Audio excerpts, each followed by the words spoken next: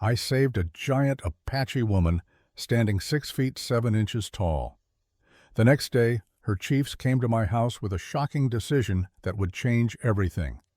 Before I tell you what happened, let me take you back to where it all began. Back to the summer of 1887, in the Montana Territory near Billings, where the land stretched wide and empty, and a man could lose himself in the silence. That's exactly what I had been doing for 3 years, losing myself, punishing myself, waiting to die. My name is Jacob Thornhill, though most folks just call me Jake. I'm 34 years old, and I look about 10 years older than that. Hard living will do that to a man. The ranch I inherited from my parents sits 12 miles east of Billings, 160 acres of stubborn land that fights you for every blade of grass. I had 30 head of cattle left from what used to be 120. The cabin was small, just 4 walls and a roof, but it had been enough for me and Caroline. Before she died. Before everything died. 3 years earlier, my wife Caroline had been 8 months pregnant with our first child. She was a small woman, barely 5 feet 2 inches, delicate as porcelain. I loved her the way a man loves his first breath of morning air.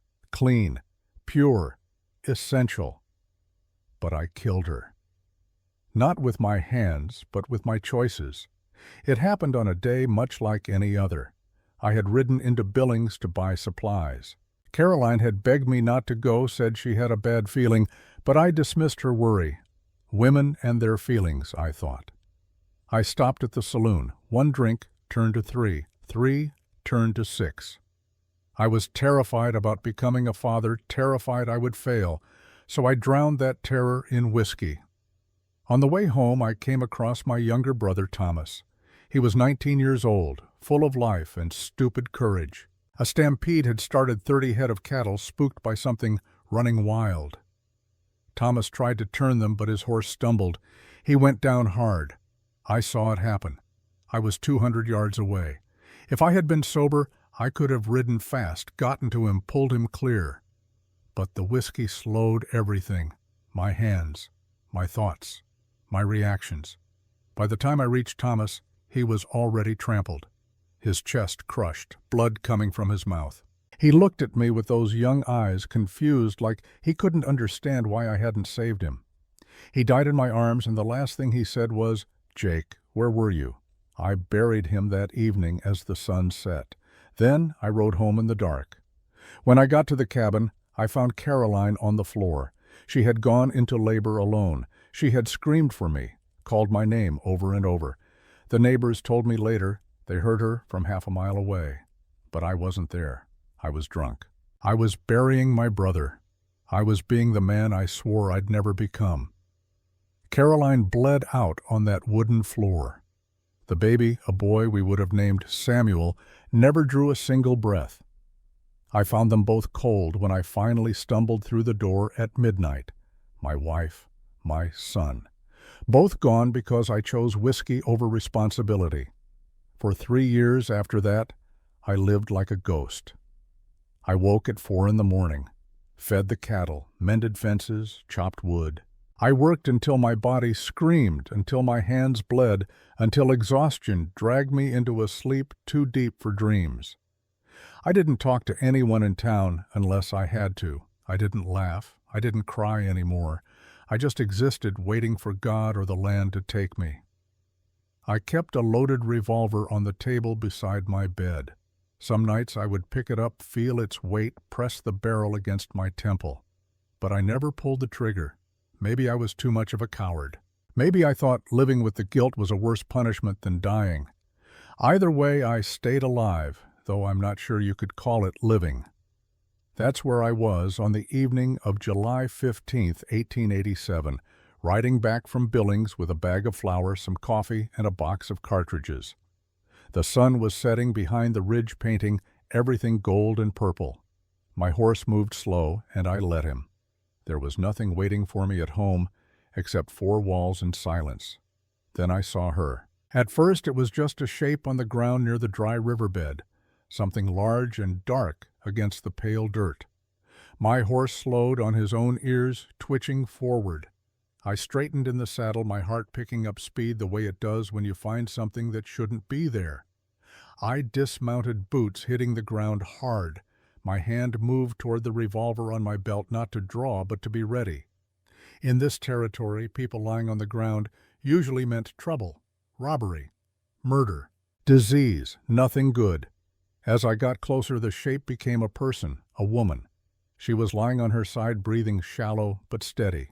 I crouched down, my pulse hammering in my ears, and that's when I saw her clearly for the first time. She was enormous. I don't mean heavy, I mean tall. Taller than any woman I had ever seen, taller than most men. Her legs were folded beneath her, but even collapsed like that, I could tell she was a giant, 6.5 feet at least, maybe more. Her shoulders were broader than mine. Her arms, scraped and bleeding, were thick with muscle. She wore traditional Apache clothing, a deerskin dress that was torn at the shoulder and across the chest, exposing a curved line of bronze skin that rose and fell with each labored breath. Dirt streaked her face. Dried blood marked her collarbone and shoulder. Her hair, thick and black, as midnight, was tangled with loose feathers and broken leather ties. She looked like she had been running through hell itself. I noticed the wounds. A bullet hole in her left shoulder, the edges burned from close range, deep cuts on her ribs, bruises everywhere. Someone had hurt this woman, hurt her bad, and then left her out here to die. I felt something I hadn't felt in 3 years. Anger. Not at her, but at whoever had done this. A hot, sharp anger that burned through the numbness I had wrapped around myself like a blanket. I lowered myself closer, keeping my voice soft and steady. "Ma'am, can you hear me?" Her eyelids fluttered. She opened them just enough to show dark eyes alert despite the weakness of her body. She didn't speak. She just watched me, trying to decide if I was another threat or something different. I kept my hands where she could see them. "You're hurt. I'm not going to touch you unless you let me." Her fingers moved slightly. Not much, but enough to show she understood. I looked around at the ground, reading the signs the way my father had taught me. 4 or 5 men on horses. Boot prints large and heavy. Spent cartridge casings from a rifle. I recognized the pattern. Zeke Morrison's gang. Slave traders who worked the territory between Arizona and Mexico, stealing Apache women and selling them to mining camps and worse places. Morrison. The name alone made my jaw clench. That bastard had been involved in the stampede that killed Thomas. He hadn't pulled the trigger himself, but his men had spooked the cattle. I had never proven it, but I knew. And now his tracks were here around this woman. I made my decision the way I made most decisions back then. Quickly, quietly, without thinking too hard about consequences. I slid one arm under her shoulders and one beneath her knees. She flinched, a small sound escaping her throat, but she didn't fight me. I lifted her carefully. She was heavy with muscle, tall and solid, but limp with exhaustion. Her head fell against my chest, her breath warm and uneven against my shirt. Getting her onto my horse took effort. I managed to mount while holding her, settling her in front of me so her back rested against my chest. Her head leaned against my shoulder without intention, her long hair brushing my jaw. I wrapped one arm around her waist to keep her steady and took the reins with my other hand. The ride home was slow. Every few minutes I glanced down to make sure she was still breathing. Her chest rose and fell in an unsteady rhythm. She was alive, but barely. I didn't know who she was. I didn't know what danger I was bringing to my doorstep. But I knew one thing with absolute certainty: I wasn't going to let another person die alone. Not if I could help it. Not again. By the time we reached my cabin, the sky had gone dark. I carried her inside and laid her on my bed, the only bed in the cabin. She tried to sit up, pain forcing her back down. I knelt beside her, my hand steady, even though my heart was racing. I heated water on the stove and gathered clean cloth for bandages. When I returned to her side, I paused before touching her. "I need to clean these wounds. May I?" She looked at me for a long moment, searching my face. Then she gave a small, weak nod. I cleaned the bullet wound in her shoulder first. The bullet had gone through, which was good. No digging required. But the infection was starting. I washed it carefully with warm water, trying to be gentle. She winced, but didn't pull away. When I had to move the torn fabric of her dress to reach the wound on her ribs, I used the blanket to cover everything else. I focused completely on the injury, not on the exposed skin, not on the curve of her body. Just the wound, just keeping her alive. She watched my eyes the entire time. I could feel her gaze on me, studying, measuring. She was checking to see if I was like the others, like the men who had hurt her. But I wasn't looking where I shouldn't. I wasn't taking advantage. I was just trying to help. Something in her expression softened. The fear didn't disappear, but it lessened. When I finished bandaging her wounds, I pulled a blanket over her. She reached out then barely and touched the sleeve of my shirt with her fingertips. It wasn't fear, it was acknowledgement, understanding, maybe even the beginning of trust. She whispered something. Her voice was rough, scraping against exhaustion. I leaned closer and she repeated it. Nayeli, her name. I nodded. Nayeli, that's beautiful. I'm Jacob Thornhill. Most people call me Jake. She blinked once, showing she understood. Then her eyes closed and her body eased into sleep.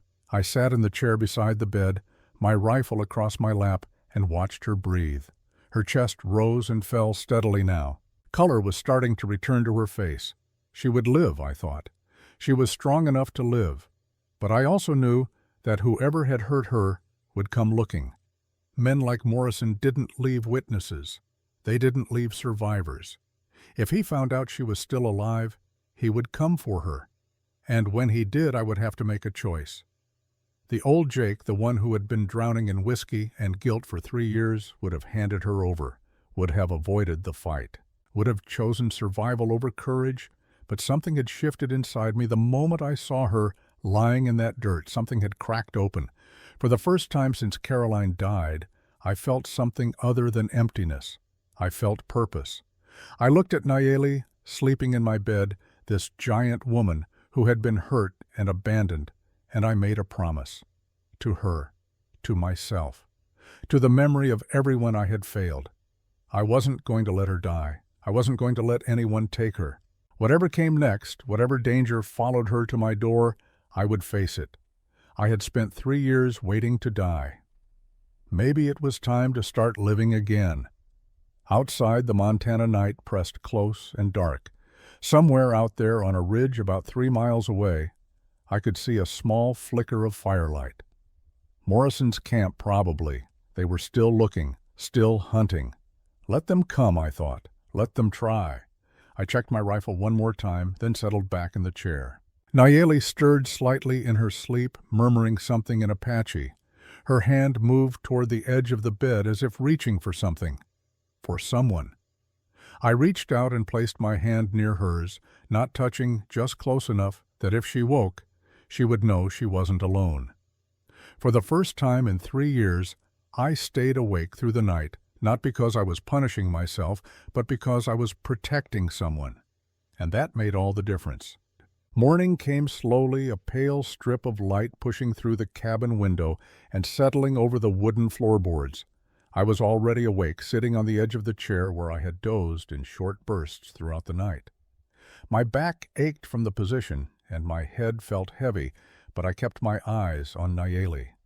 She was still asleep, her chest rising gently under the blanket I had placed over her.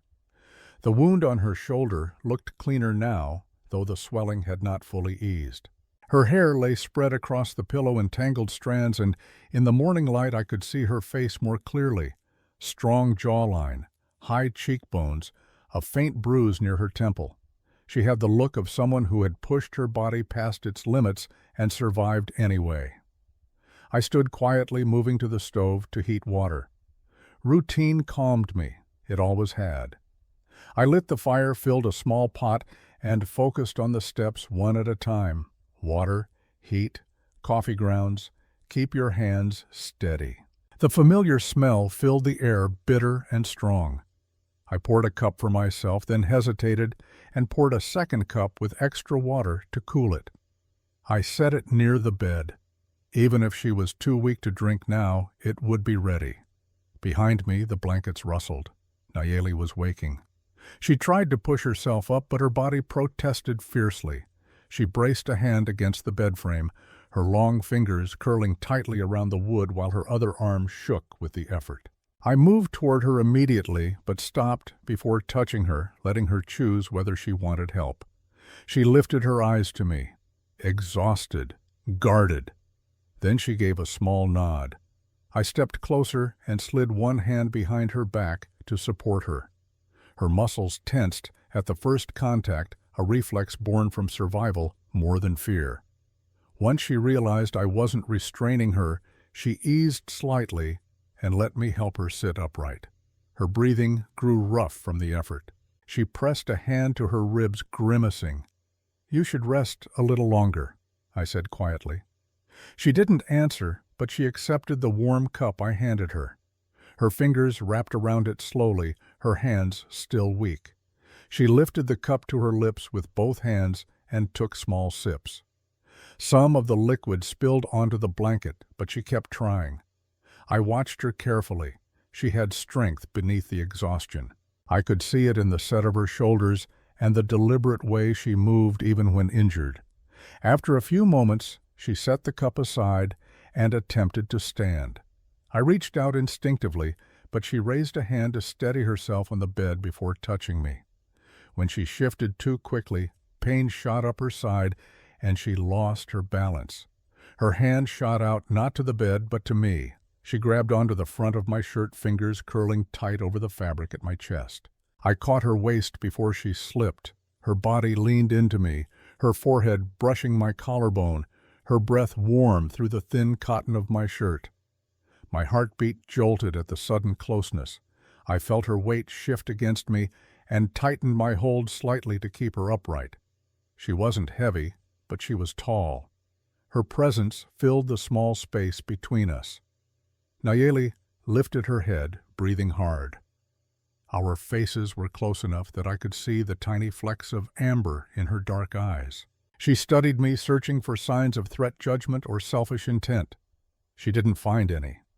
A slow calm washed over her expression. Her grip on my shirt loosened, but didn't fall away completely. I cleared my throat softly and guided her toward the table. Easy, one step at a time. She leaned on the edge of the table and lowered herself into the chair with effort. Her breaths came slow and controlled now. She kept her eyes on me as I placed bread beans and a small piece of dried meat in front of her. She paused before eating, almost as if waiting for me to take the first bite. I didn't understand the gesture immediately. Then I realized trust wasn't free. Some people poisoned their captives or fed themselves first, while the weak starved. She was watching for my intentions, so I tore a piece of bread and ate it. Only then did she begin to eat. Her movements were careful and deliberate. Hunger made her hands shake, but she didn't rush. While she ate, I stepped outside to check the horses. The morning was crisp, a faint wind moving across the land. I looked toward the hills uneasy. The feeling from yesterday, the sense of being watched on the road, returned. I didn't like the idea that someone could be out there looking for her. Back inside, Nayeli was attempting to walk again. She moved with slow determination, her fingertips touching the wall to guide her. I approached, ready to help, but she lifted a hand slightly, not to stop me, but to show she wanted to try on her own. She took 2 steps before pain made her knees buckle. I reached her before she fell, catching her again. Her hand landed on my chest just as it had, earlier, fingers curling lightly over the muscle. Her breathing trembled. This time she didn't pull away quickly. I steadied her and felt her heartbeat through the contact, fast, strained, but alive. I could smell the faint smoke of the hearth still clinging to her hair. Her eyes lifted to mine again, studying the scar along my jaw and the calm in my expression. She mouthed a word, quiet, almost uncertain. "Thank you." Her voice was rough, barely above a whisper. I nodded once, unable to speak for a moment. I helped her back to the bed, but she caught my sleeve before I stepped away. Her grip wasn't tight, just enough to keep me there. She wanted me near, not for fear of attack, but because she didn't want to be alone. I pulled the chair closer and sat. She lay back, still watching me. Her eyelids grew heavy, but she kept fighting sleep as though afraid I might disappear if she closed her eyes. "It's all right," I said quietly. "Rest.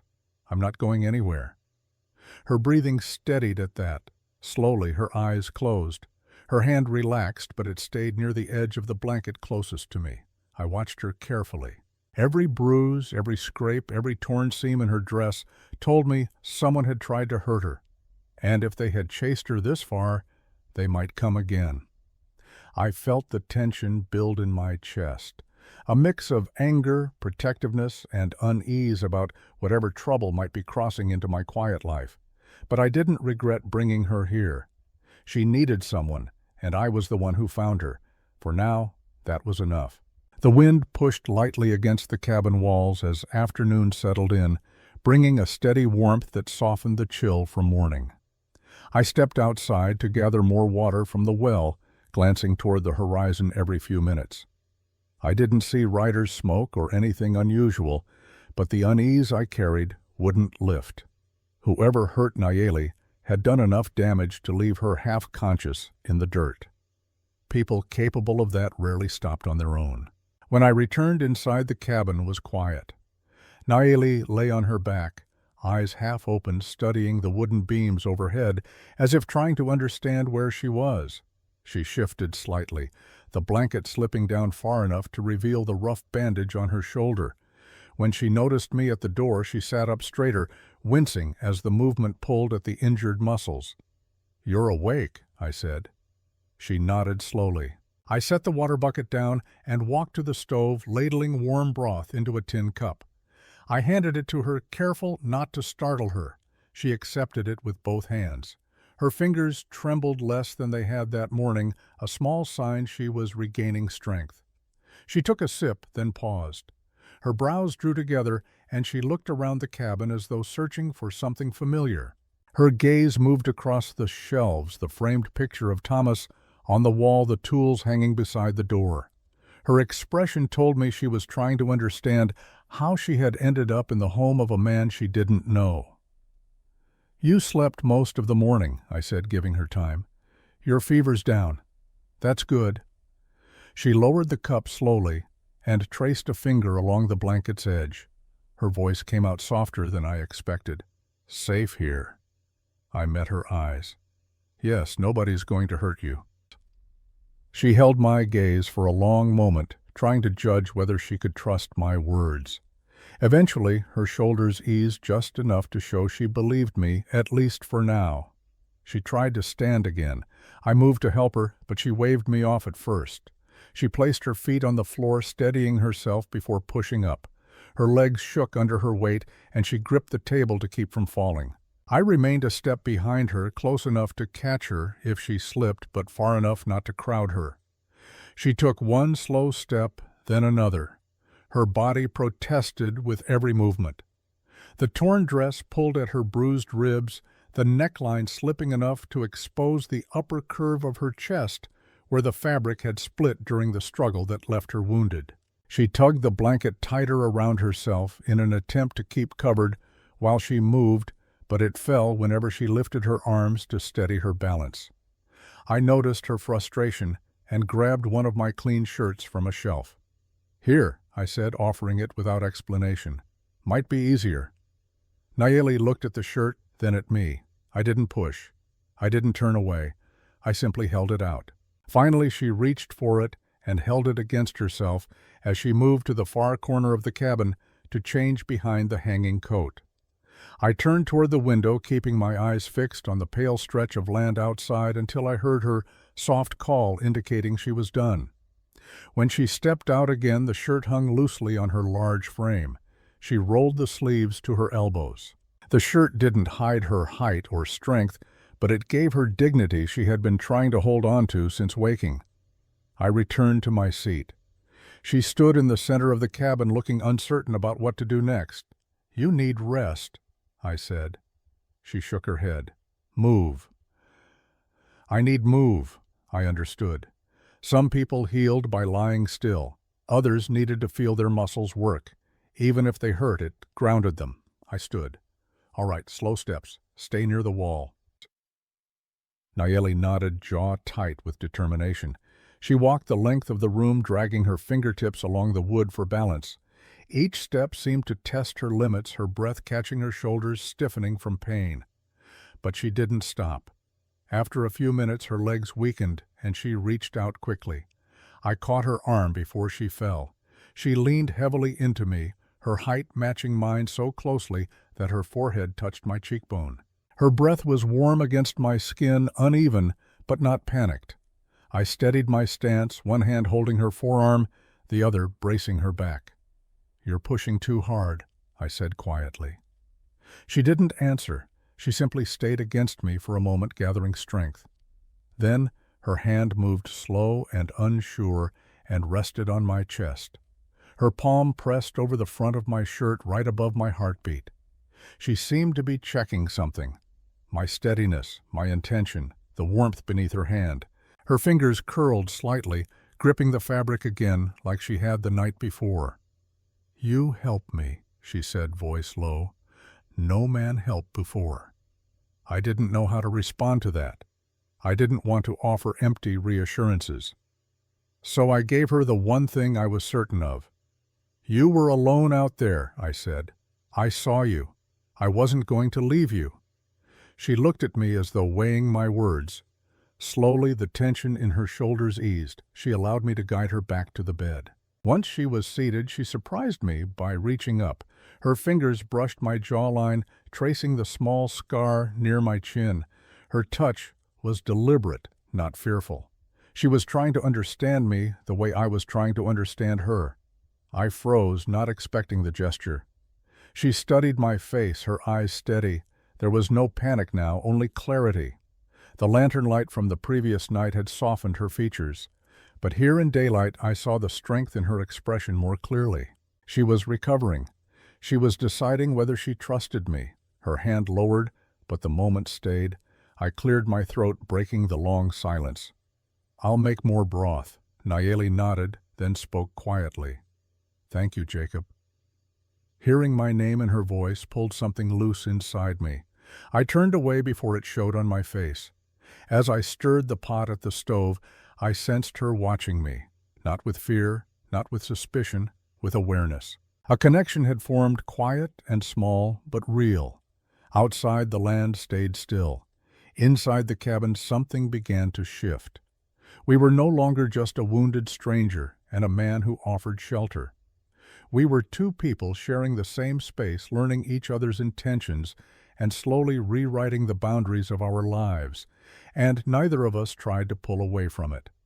Late afternoon brought a stretch of quiet that sat heavy across the land. The sky dimmed into a pale orange, the kind that signaled the last calm before the desert night settled in. I stepped outside to bring in more firewood, my boots crunching against the dry ground. The air was cooler than I expected, carrying a sharp bite that warned of a colder night ahead. I loaded an armful of wood and walked back inside. Nayeli sat on the bed, back straight, eyes focused on the movement of my hands as I stacked the wood near the stove. She watched everything carefully, as though gathering information piece by piece. Trauma had a way of training people to study every detail around them. I knew that way of thinking far too well. Her shoulder wound looked less angry, though the skin around the bandage still carried redness from the infection that had been building. She lifted her arm slowly to test the range of movement. The pain tightened her jaw, but she didn't make a sound. "You should keep that arm low," I said.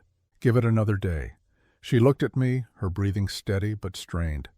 "I try." I nodded, admiring the effort, even if I didn't say it out loud. Nayeli pushed herself off the bed again, her tall frame unfolding with slow determination. I moved closer, but stopped within the distance she seemed comfortable with, close enough to help, but not close enough to overwhelm. She placed one hand on the chair, grounding herself. "You don't have to walk right now," I said gently. "I do," she replied, the words firm despite her weak voice. "If I stay, I grow weak again." I understood. Every time she pushed herself to stand, she was proving something to herself, not me. I respected that. She took a step, then another. The shirt I'd given her brushed her thighs, hanging long enough to keep her covered, but short enough that her legs were visible from the knee down. Her bare feet pressed softly against the floor. Her height made her movements noticeable even when she moved slowly. By the time she reached the table, her breath had grown uneven. She steadied herself, leaning her hip against the wood. I approached again, slower this time so she could see every movement. "Let me check your shoulder," I said. She hesitated but didn't refuse. I unwrapped the bandage carefully. She stiffened at the first pull of the cloth. The wound was healing, still raw, but closing better than I expected. I cleaned it with warm water. When I touched her skin near the scrape, she inhaled sharply, her breath hitching at the sting. "Sorry," I murmured. "It's fine," she said softly, eyes fixed on my hands. "Better than pain before." I didn't ask what pain she meant. I could guess. While I worked, Nayeli watched my face with a focused, searching expression. She seemed to be measuring my reactions, how I touched her gently, how I avoided looking where her dress had torn, how I placed the fresh bandage without lingering. When I finished, she lowered her head a little, almost in gratitude. "Thank you," she said again, clearer this time. "You're welcome," I replied. Her breathing calmed, but she didn't move away immediately. She remained close her shoulder, inches from my chest. My presence didn't scare her anymore. It settled her. I stepped back to give her room, though part of me didn't want to. The cabin had felt empty for years. Her presence, quiet, wounded, strong, had shifted something in the air. She walked to the door next, testing her limits further. I followed, staying behind by a few steps. She touched the wooden frame, steadying herself before pushing the door open. Cool desert air rushed in. Nayeli breathed it deeply, her chest rising beneath the loose shirt. She scanned the land with focused eyes, searching the horizon the way a person who had run for their life would. "Do you see anything?" I asked. She shook her head. "Not now, but men who took me do not stop." I felt a spike of anger flash through me, brief but sharp. The thought of anyone coming here for her sparked a protective instinct I hadn't felt in years. I stepped beside her, my voice quiet but firm. "If they come near this place, they'll have to go through me." Nayeli turned toward me, studying my expression to see if I meant the words. My jaw was set, my eyes steady. I didn't speak loudly. I didn't puff my chest or make empty promises. My voice held certainty, nothing more. She believed me. Her gaze softened, and she stood a little closer, not touching me, but no longer keeping distance.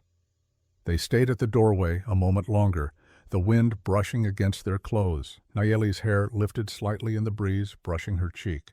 I looked at her profile, the strength in her posture, the quiet determination in her eyes. Finally, she stepped back inside her body, tiring from the walk. I closed the door behind us. I noticed she was shivering slightly from the temperature drop. "You should get warm," I said, moving to add wood to the stove. Nayeli hesitated, then took a step toward me. She reached out, placing a hand on my forearm. The gesture wasn't urgent. It wasn't fear. It was connection. Quiet. Deliberate. Chosen. I froze for a moment, surprised. Her touch was warm, and her fingers curled around my arm gently, not gripping. She held on long enough to let me feel the meaning behind it. Trust. Gratitude. Something growing that neither of us wanted to push away. I turned slightly toward her. Our eyes met. No words passed between us, but the silence filled the cabin with something steady and real. Nayeli released my arm slowly, then returned to the bed with measured steps. I watched her settle under the blanket, her breathing deepening as fatigue pulled at her eyelids. Before sleep took her, she looked at me once more. "You're a good man," she whispered. My chest tightened. I didn't feel like a good man, not for a long time, but hearing the words from her stirred something I hadn't let myself feel in years. I took my seat by the bed again, watching her drift into sleep as the firelight warmed the room. Outside, night spread across the land. Inside, something fragile and new was forming, built on small gestures, shared space, and two people who no longer felt as alone as they had the day before. And then I heard it, the sound that would change everything. Hoofbeats, multiple horses, coming fast. The hoofbeats grew louder, echoing across the empty land like thunder rolling in from a distant storm. I was on my feet in an instant, moving to the window with my rifle already in hand. Nayeli sat up in bed, her eyes wide but not panicked. She had heard danger approach too many times to waste energy on fear. Through the dusty glass, I could see them, 4 riders coming from the west, silhouetted against the dying light. They weren't riding with the casual pace of travelers. They were riding with purpose, with intent. I recognized the lead horse even from this distance, a big roan stallion with a white blaze. That horse belonged to Zeke Morrison. My jaw tightened. My finger moved to the trigger guard, not pulling, just resting there, ready. Nayeli moved behind me, silent as smoke despite her injuries. She had picked up the hunting knife I kept on the shelf, holding it with the easy confidence of someone who knew how to use it. "Morrison," I said quietly, not taking my eyes off the approaching riders. She didn't ask who that was. She already knew.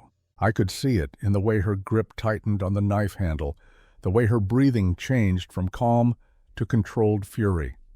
They stopped about 50 yards from the cabin. 4 men, Morrison in front, broad-shouldered and mean-looking, with a scar running from his left eye to his jaw. The other 3 spread out slightly, hands resting on their gun belts. They weren't here to talk. They were here to take. Morrison called out, his voice carrying across the distance like a whip crack. "Thornhill, I know you're in there. Heard you picked up some Apache trash. Hand her over and we'll leave you be." I stepped onto the porch, rifle held low but ready. My voice came out steady, cold as winter stone. "She's under my protection. Leave now." Morrison laughed, a harsh sound without humor. "Your protection? You couldn't protect your brother 3 years ago. What makes you think you can protect her?" The words hit like a fist to the gut, but I didn't flinch. I'd had 3 years to build calluses over that wound. "That's exactly why I'm not letting anyone else die," I said. "You've got 10 seconds to turn those horses around." Behind me, I heard the cabin door open. Nayeli stepped out onto the porch. She had my hunting rifle in her hands now, the one I kept loaded by the door. Despite her weakness, despite the bandages visible beneath my shirt she wore, her stance was solid, unshakable. Morrison's eyes widened slightly. He hadn't expected to see her standing. He definitely hadn't expected to see her armed. "You're one tough bitch," he said, his voice carrying a note of grudging respect mixed with anger. "Took 2 bullets and kept running. But you're still wounded. You can't fight all of us." Nayeli spoke then, her English clear despite the accent. Her voice didn't shake. "You killed my sisters. 3 women you took. I will kill you. Not today, but soon." The certainty in her voice made even Morrison pause. This wasn't an empty threat. This was a promise. For a long moment, nobody moved, the 4 of them facing the 2 of us. The math wasn't good.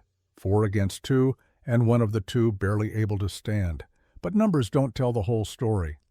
Morrison could see it in my eyes. I wasn't the drunk, broken man he remembered from 3 years ago. I was something different now, something dangerous. He pulled his horse back a step. "This ain't over Thornhill. Fort Billings is 2 weeks away. Army won't help an Indian. She's mine. I'll be back with more men, and next time I won't ask nice." "Then I won't answer nice," I said. Morrison stared at me for another few heartbeats, then wheeled his horse around. The other 3 followed. They rode off toward the ridge, kicking up dust that hung in the air like smoke. I didn't lower the rifle until they disappeared over the hill. Even then, I kept it close. Nayeli swayed slightly. I turned just in time to catch her before she fell. The rifle clattered to the porch boards as her knees buckled. I swept her up, carrying her back inside and laying her gently on the bed. "You shouldn't have stood up like that," I said, though there was no anger in my voice, only concern. "You're still healing." "I stand because you stand for me," she whispered, her breath coming fast and shallow from the exertion. "We stand together." Those words hit me harder than Morrison's taunts. We stand together. When was the last time I had stood with someone instead of alone?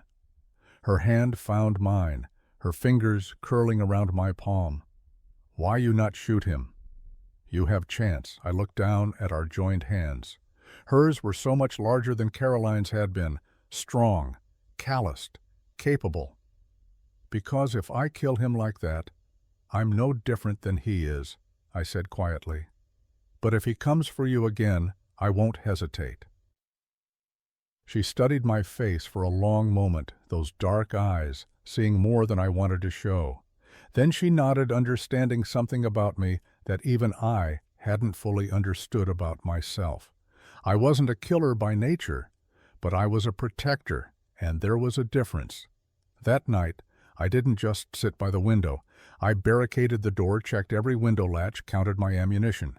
20 rounds for the rifle, 30 for the 2 revolvers, enough for a fight if it came to that. Nayeli watched me work propped up on the pillows. Tomorrow, she said, you teach me your land, I teach you my way. We strong together.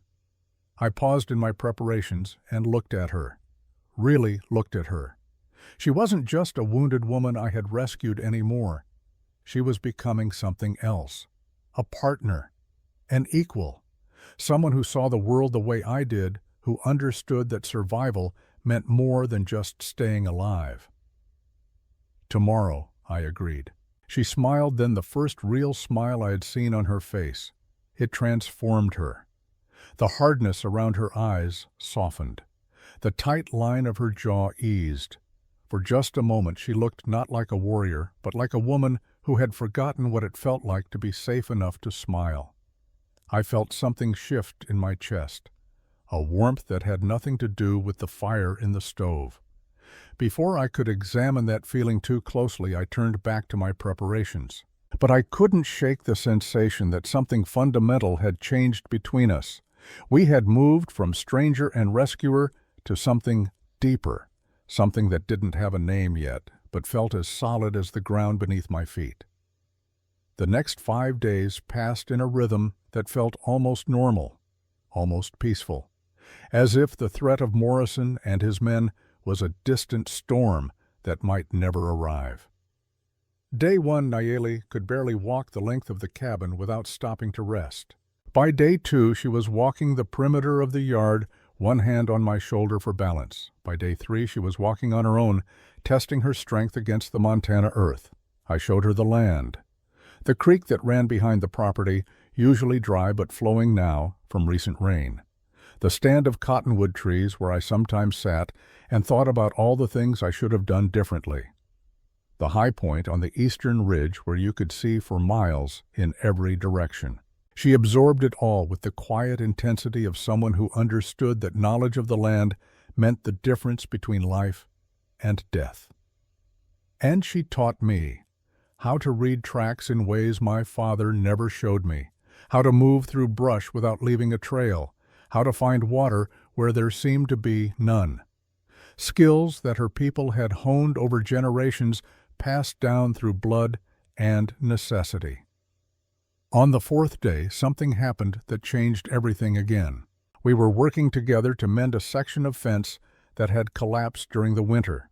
Nayeli lifted a post that would have taken me and another man to move, settling it into the hole I had dug as easily as if it weighed nothing. I stared at her, amazed. She caught me looking and ducked her head, that old shame creeping back into her expression. "I know," she said quietly. "I am too much, too big, too strong, not like woman should be." The words hit me wrong, made something angry flare up inside me. I dropped the hammer I was holding and stepped closer to her. "Who told you that?" I asked, my voice harder than I intended. "Who told you that being strong was wrong?" She looked up at me, confusion and old hurt warring in her eyes. "Everyone, all my life. Men say I am not woman, I am beast, monster. 37 men from when I am 16 to now. All say no, all turn away." 37. The number hung in the air between us like a condemnation. 37 men had looked at this magnificent woman and seen only something wrong, something to reject. "Then they were fools," I said, And I meant it with every fiber of my being, every single one of them. She shook her head. You say this because you are kind. But you do not want me, not like woman. You help because you are a good man. Something snapped inside me then. 3 years of numbness, of living, half dead, of going through motions without feeling. It all broke apart like ice on a spring river. I reached up my hand, cupping her cheek. She was tall enough that I didn't have to reach far. Our eyes were almost level. I say this because it's true. I said, my voice rough with emotion I hadn't let myself feel in years. You're not too much, Nayeli. You're not a monster. You're the strongest, most beautiful woman I've ever seen. And any man who couldn't see that was blind. Her eyes widened. Her breath caught. You don't mean... I do mean it, I said. I see you. Not what you think you should be, not what they said you were. I see you. And what I see is extraordinary. A tear rolled down her cheek, then another. Her hand came up to cover mine where it rested against her face. No one ever... She started, then stopped, unable to continue. I understood. No one had ever seen her as desirable, as worthy of want. They had looked at her size, her strength, her difference, and called it wrong. But I didn't see it that way. When I looked at Nayeli, I saw capability and courage. I saw someone who had survived what would have killed lesser people. I saw a woman who could stand beside me as an equal, not someone I needed to protect or diminish. I saw her, and I wanted her. The realization should have scared me. 3 years ago, I had buried my wife and sworn I would never feel anything for anyone again. Love had led to loss, and I couldn't survive another loss. But Nayeli wasn't Caroline.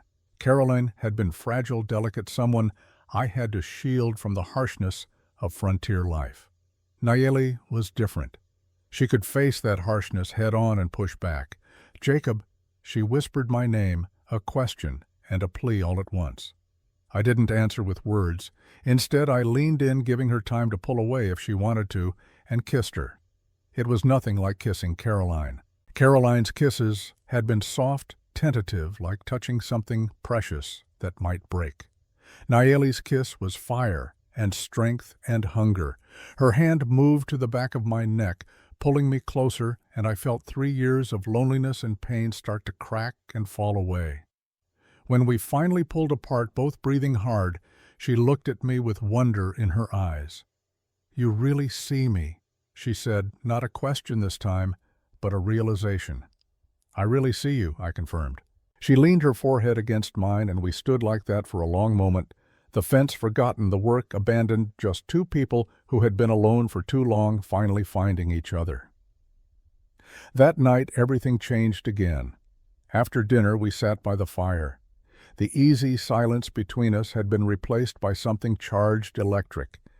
Every time our eyes met, I felt that same pull, that same want. Nayeli broke the silence first.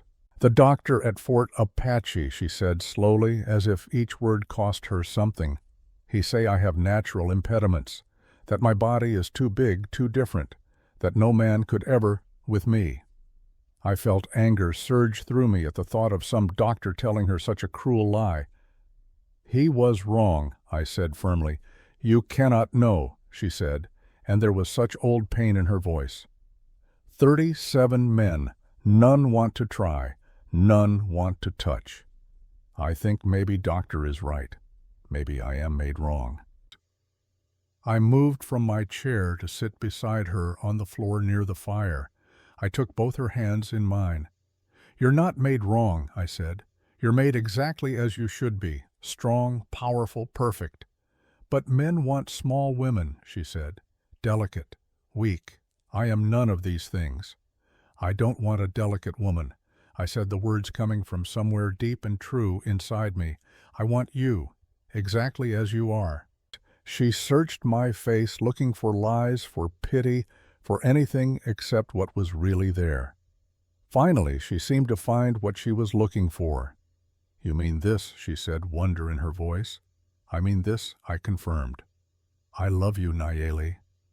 The words hung in the air between us, words I never thought I'd say again after Caroline died, words that felt both terrifying and absolutely right. Nayeli's eyes filled with tears. "No one say this to me, not ever." "Then I'll say it every day until you believe it," I promised. She pulled me closer and we kissed again. Deeper this time, more urgent.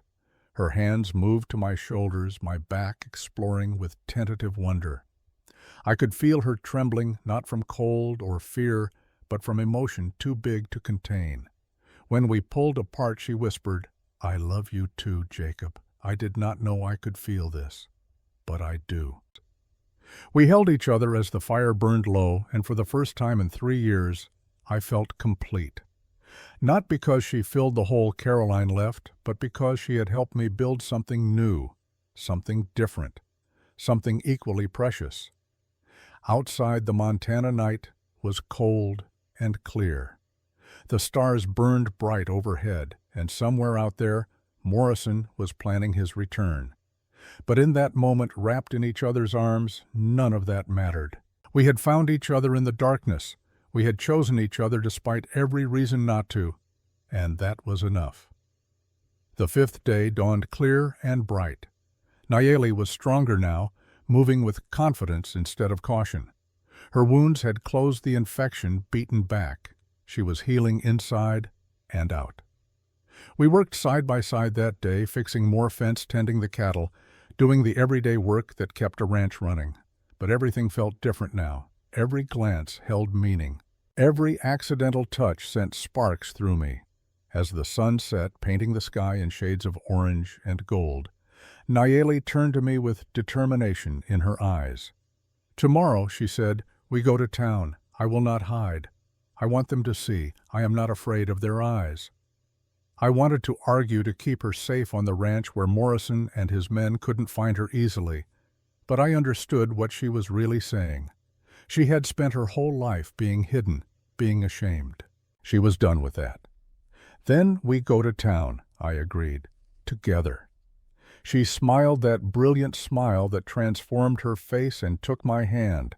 Our fingers intertwined, her large hand engulfing mine, and we stood watching the sunset together. Two broken people finding wholeness in each other. Two outcasts creating their own belonging. The storm was coming. Morrison would return. There would be battles to fight both with guns and with words, but we would face it together. And that made all the difference. The 6th day began with promise and ended with fire. We rode into Billings just after noon when the sun was high and hot and the streets were full of people going about their business. I sat on my horse, steady and calm. Nayeli rode beside me on the mare I had saddled for her, sitting tall and straight, her head held high. The moment we entered the main street, everything stopped. Conversations died mid-sentence. Women froze with baskets on their arms. Men turned from their work to stare. Even the dogs seemed to pause and watch as we passed.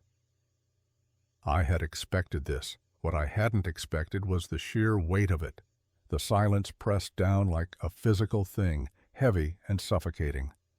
I could feel Nayeli tense beside me, her hands tightening on the reins. But she didn't shrink. She didn't bow her head or try to make herself smaller.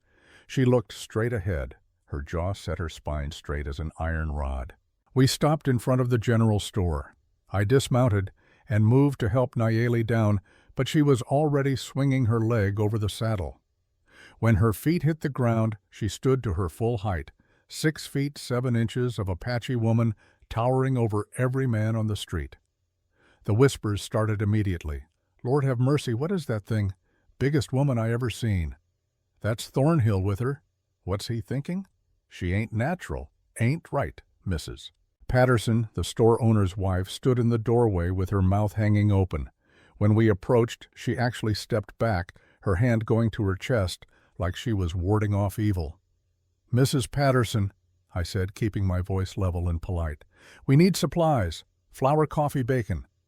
She didn't move, just stared at Nayeli with horrified fascination. Mrs. Patterson, I repeated harder this time. She jumped, then scurried back into the store without a word. Nayeli and I followed. Inside, the handful of customers pressed themselves against the walls, making room, giving Nayeli a wide berth as if she carried some contagious disease. I felt anger building in my chest, hot and sharp. But Nayeli's hand touched my arm lightly, a gentle pressure that said, "Let it go, I've seen worse." We gathered what we needed while Mrs. Patterson watched from behind the counter, her lips moving in what might have been prayer. When I brought the items up to pay, she rang them up with trembling hands, her eyes never leaving Nayeli. That's when Sheriff William Hayes walked in. Hayes was a fair man as lawmen went. In his late 40s, with gray streaking his dark hair and a weathered face that had seen too much sun and too much trouble. He wore his authority comfortably, not like a weapon, but like a well-worn coat. He stopped just inside the door, taking in the scene. His eyes moved from me to Nayeli and back again. "Jake," he said carefully, "that's quite a companion you've got there." "Her name is Nayeli," I said, my voice carrying a warning. "She's staying at my ranch." Hayes stepped closer, his hand resting on his gun belt in a way that wasn't quite threatening, but wasn't exactly friendly either. "That's so funny thing, Jake. Got a report 3 days ago from Zeke Morrison. Says an Apache woman killed 2 of his men down near Fort Apache. Says she's dangerous. Says she needs to be brought in." The anger in my chest flared hotter. Morrison's a liar and a slaver. He attacked her village, kidnapped 3 women to sell to mining camps. Nayeli fought back. "That's not murder, Sheriff. That's self-defense." Hayes studied Nayeli with sharp eyes. She met his gaze steadily, not defiant but not submissive either, just calm, waiting. "That true, miss?" Hayes asked her directly. "Yes." Nayeli said, her English clear, despite the accent. "He take 3 women from my people. I try to stop. He shoot me, leave me to die. Jacob find me. He save my life." Hayes was quiet for a long moment processing this. Then he turned to me. "You got proof of this?" "Anyone who can verify her story." Before I could answer, another voice spoke up from the doorway. "I can." We all turned. Doc Miller stood there, his medical bag in hand, his lined face serious. He was 60 years old, had been the town doctor for 30 of those years, and everyone knew him as a man who didn't lie. "I examined Miss Nayeli yesterday when they came through," Doc said, which was a lie, but a useful one. "Her wounds are defensive, gunshot from behind, knife wounds on her arms from blocking. She was running away, not attacking. And I've seen Morrison's work before. 6 months back, treated 3 young women he'd brutalized. Army hushed it up, but I remember." Hayes looked between Doc Miller and me, weighing the truth. Finally, he nodded slowly. "All right. I'll need to file a report, but I'm inclined to believe you. Morrison's got a reputation, and it ain't a good one." He turned to Nayeli. "You're free to go, miss. But I'd advise you to stay close to Jake's ranch. Feelings run high when it comes to Indians these days." "Thank you, Sheriff," I said. Hayes tipped his hat and walked out. The tension in the store eased slightly, but the stares didn't stop. If anything, they intensified. Nayeli carried our supplies out to the horses, and I could see the toll this was taking on her, not physically, but emotionally. Every stare was another rejection. Every whisper was another voice telling her she was wrong, unnatural, monstrous. When we were mounted and riding out of town, she finally spoke. "They look at me like I am animal," she said quietly, "like I am not human." I reached across the space between our horses and took her hand. "I don't look at you that way. I never will." She squeezed my hand, holding on tight. "I know. That is why I love you." We rode back to the ranch in silence, but it wasn't an empty silence. It was full of unspoken things, full of the knowledge that the world would always judge her, would always see her as something other. But I would always see her as she truly was. That night, after we had put the supplies away and tended to the horses, we sat together on the porch watching the sun set. The day's events had left both of us raw and tired. Nayeli leaned against me, her head on my shoulder. I wrapped my arm around her, feeling the solid warmth of her body against mine. "Jacob," she said softly, "I am afraid." "Of what?" I asked.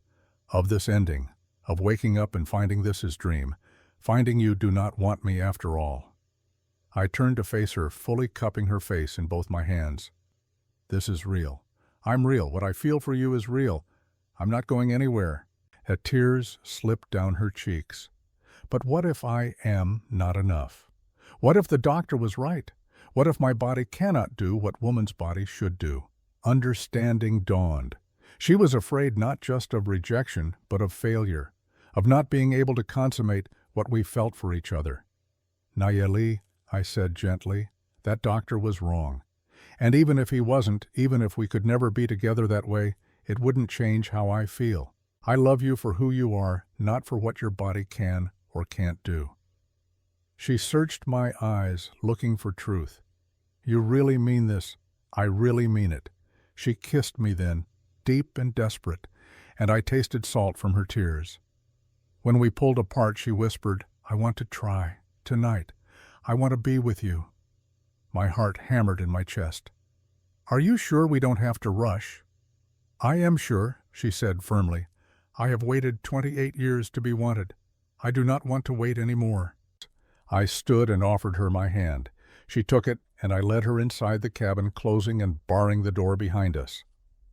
The interior was dim, lit only by the embers in the stove and a single oil lamp I lit with shaking hands. Nayeli stood in the center of the room, suddenly uncertain, her arms wrapped around herself. "I don't know what to do," she admitted, her voice small, in a way I had never heard before. "Neither do I said honestly. "Not with you, but we'll figure it out together." I approached her slowly, giving her every chance to change her mind. When I reached her, I took her hands and brought them to my chest, letting her feel my heartbeat thundering beneath her palms. "I'm nervous too," I said. "It's been 3 years since Caroline. And you're not her. This is different, new. But I want this. I want you." She took a shaky breath. "I am afraid I will hurt you. I am so much bigger, so much stronger." I smiled at that. "You won't hurt me. I trust you." Those words seemed to unlock something in her. She leaned down, pressing her forehead to mine, and we stood like that for a long moment, just breathing together. Then slowly I began to undress. I pulled off my shirt, revealing the lean, scarred torso underneath. Years of ranch work had left me wiry and strong, but next to Nayeli, I felt small. She reached out tentatively, running her fingers over my chest, exploring the unfamiliar terrain of a man's body. Her touch was gentle, curious, wondering. "You are beautiful," she whispered. "So are you?" I replied. "May I?" I gestured to her shirt, the one she had borrowed from me. She hesitated, then nodded. I unbuttoned it slowly, my fingers clumsy with nerves and desire. When I pushed it off her shoulders, revealing her body for the first time, my breath caught. The scars from her wounds were still visible, pale lines against her bronze skin. The bullet wound on her shoulder had healed into a puckered circle. The knife cuts on her ribs were thin silver threads. I traced them gently with my fingertips. "Battle scars," she whispered. "Ugly." "Beautiful," I corrected. "They're proof you survived, proof you're strong." She was magnificent. Broad shoulders tapering to a strong waist, full breasts larger than my hands could hold, smooth bronze skin marked with scars that told stories of survival. She was power and beauty combined, and I had never seen anything more perfect. "You're staring," she said, self-conscious. "Because you take my breath away," I said honestly. I reached up and cupped her breast, feeling the weight of it in my palm. She gasped, her eyes closing, her body responding to touch in a way she had probably never experienced before. I explored her, slowly learning what made her breath catch, what made her moan softly. Her neck was sensitive.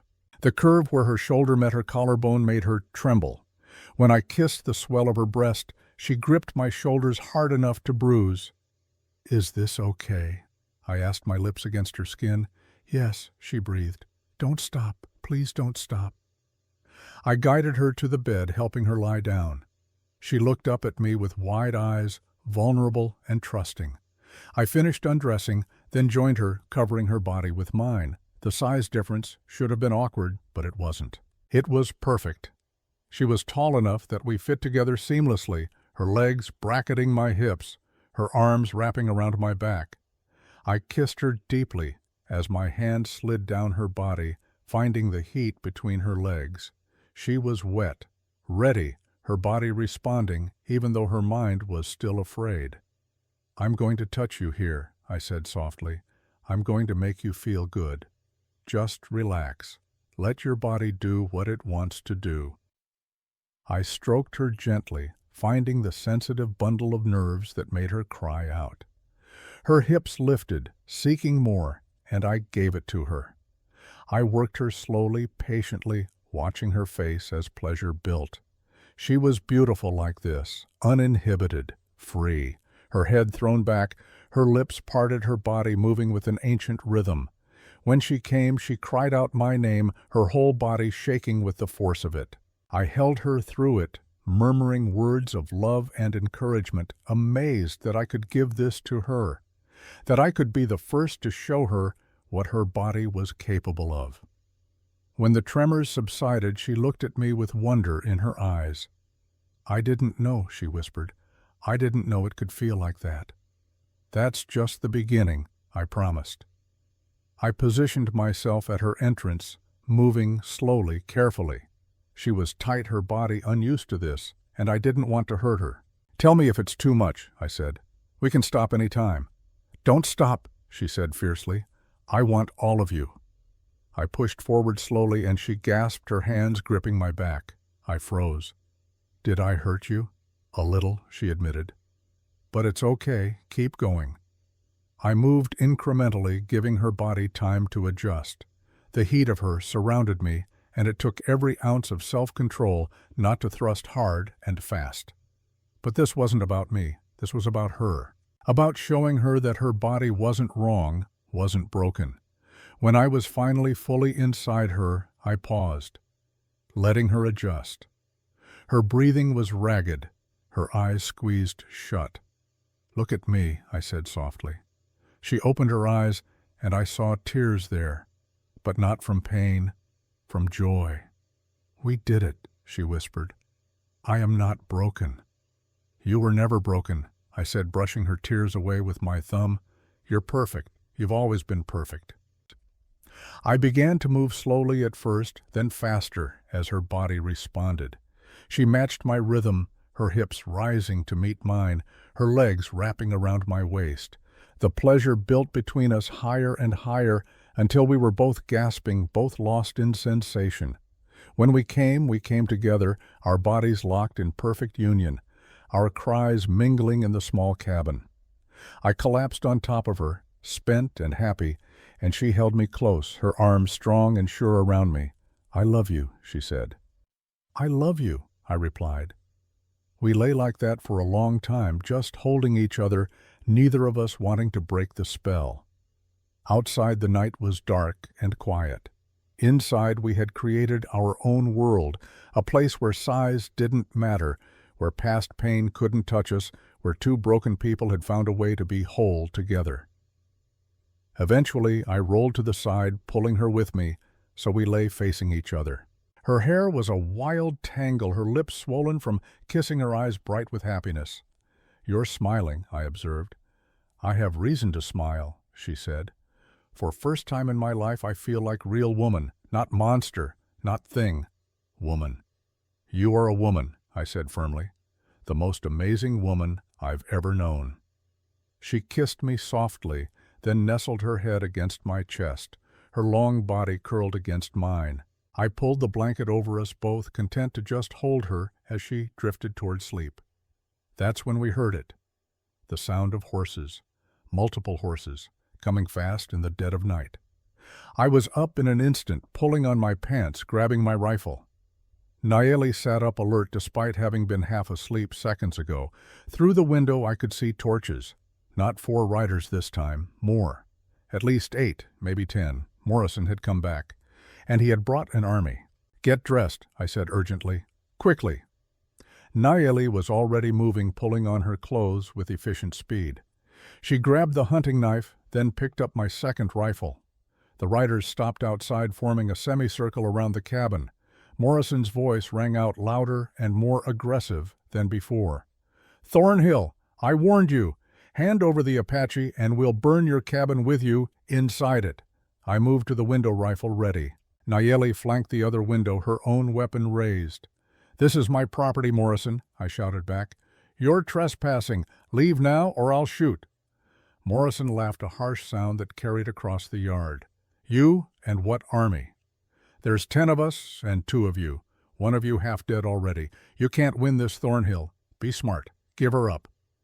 Nayeli looked at me, and I saw in her eyes that she was considering it. Considering surrendering herself to save me. "No," I said firmly before she could speak. "We fight together or not at all." She nodded, her grip tightening on the rifle. Morrison shouted again. "You got 10 seconds, Thornhill." 10 seconds, and then we come in. I looked at Nayeli. 2 of us against 10. The math was bad. But sometimes you didn't fight because you could win. You fought because not fighting meant giving up everything that mattered. "Whatever happens," I said to her, "I love you. Remember that." "I love you," she replied. We stand together. Outside, Morrison started counting. 10, 9, 8. I checked my ammunition one last time. 20 rounds. It would have to be enough. 7, 6, 5. Nayeli positioned herself at her window, the rifle steady in her hands despite everything. 4, 3, 2. I took a deep breath, said a prayer I didn't fully believe in, and prepared to fight for the woman I loved. 1. The night exploded with gunfire, and the world became chaos and smoke and the desperate struggle to survive. The first shot shattered the window to my left, spraying glass across the cabin floor. I dropped below the sill and returned fire, the rifle kicking hard against my shoulder. Outside, someone screamed, 1 down or at least wounded. Nayeli fired from her window, her shot deliberate and controlled. I heard another cry of pain. She might have been wounded, might have been weak just days ago, but she was still a warrior, still deadly. Morrison's men scattered, taking cover behind water troughs, the barn, anything that would stop a bullet. They returned fire in a ragged volley that tore chunks out of the cabin walls and sent splinters flying. "How many rounds you got?" I called to Nayeli. 6 in rifle, maybe 10 more, she called back. "Not enough, not nearly enough if this turned into a siege." I fired again, clipping one of Morrison's men in the shoulder. He spun and dropped behind the water trough, cursing loud enough for me to hear even over the gunfire. "Thornhill," Morrison shouted from somewhere in the darkness. "You're just making this harder on yourself. She ain't worth dying for. That's where you're wrong," I shouted back, firing toward the sound of his voice. The shot went wide, but it made Morrison shut up and take cover. For several minutes, it was chaos. Bullets flying wood, splintering, the acrid smell of gunpowder filling the cabin. Nayeli and I moved between windows firing when we had clear shots, keeping low when the return fire got too heavy. I counted the remaining attackers, started with 10. I'd hit 2 in the opening volley, 1 dead. 1 wounded and retreating. Nayeli had dropped another. 7 left. Still bad odds, but better than 10. Still bad odds, but better. Then I heard it. The sound I had been dreading. The crackle of fire. Through the window I saw flames licking up the side of the barn. Morrison had sent someone around back to set it ablaze. The dry wood caught fast flames, spreading with terrifying speed. "They're trying to smoke us out," Nayeli said, her voice steady, despite the danger. She was right. The barn was only 30 feet from the cabin. If it burned hot enough, sparks would catch the cabin roof. We'd have to choose between burning alive or running out into Morrison's guns. I made a decision. A crazy, desperate decision, but the only one I could see. "Cover me," I said to Nayeli. "What are you doing?" she demanded. "Ending this." Before she could argue, I threw open the door and ran into the firelit night. Bullets immediately kicked up dirt around my feet. I zigzagged, making myself a harder target, heading not away from the shooters, but toward them, toward Morrison. It was the last thing they expected. Instead of running away, I was charging straight at them like a madman. The surprise gave me precious seconds. I saw Morrison standing near the barn torch in hand, his face illuminated by the flames. His eyes went wide when he saw me coming. He dropped the torch and reached for his gun, but I was faster. I tackled him hard, driving my shoulder into his midsection. We went down together in a tangle of limbs. His gun went flying. Mine did too. This was going to be decided with fists and will. Morrison was bigger than me, heavier, with the kind of strength that came from a lifetime of violence. But I had something he didn't. I had rage. 3 years of it stored up and compressed, ready to explode. I hit him in the face. Once, twice, 3 times. His nose broke with a satisfying crunch. Blood sprayed. He bucked underneath me, trying to throw me off, but I held on, kept hitting. He managed to get a hand up, catching my next punch and twisting hard. Pain shot up my arm. He heaved me sideways, and I rolled, coming up just in time to dodge his boot aimed at my ribs. We circled each other like dogs, both of us bloody, both of us beyond words. This had stopped being about Nayeli. This had become something primal, a fight to the death between 2 men who had each decided they couldn't share the same world. Morrison charged. I sidestepped and grabbed a piece of burning wood from the barn. I swung it like a club, catching him across the side of the head. He staggered, stunned, and I pressed the advantage, hitting him again, driving him down to his knees. Behind me, I heard more gunfire. Nayeli was still fighting from the cabin, keeping Morrison's men pinned down, preventing them from helping their boss. Morrison looked up at me, blood streaming down his face, and I saw something in his eyes I had never seen before. Fear. "Please," he gasped.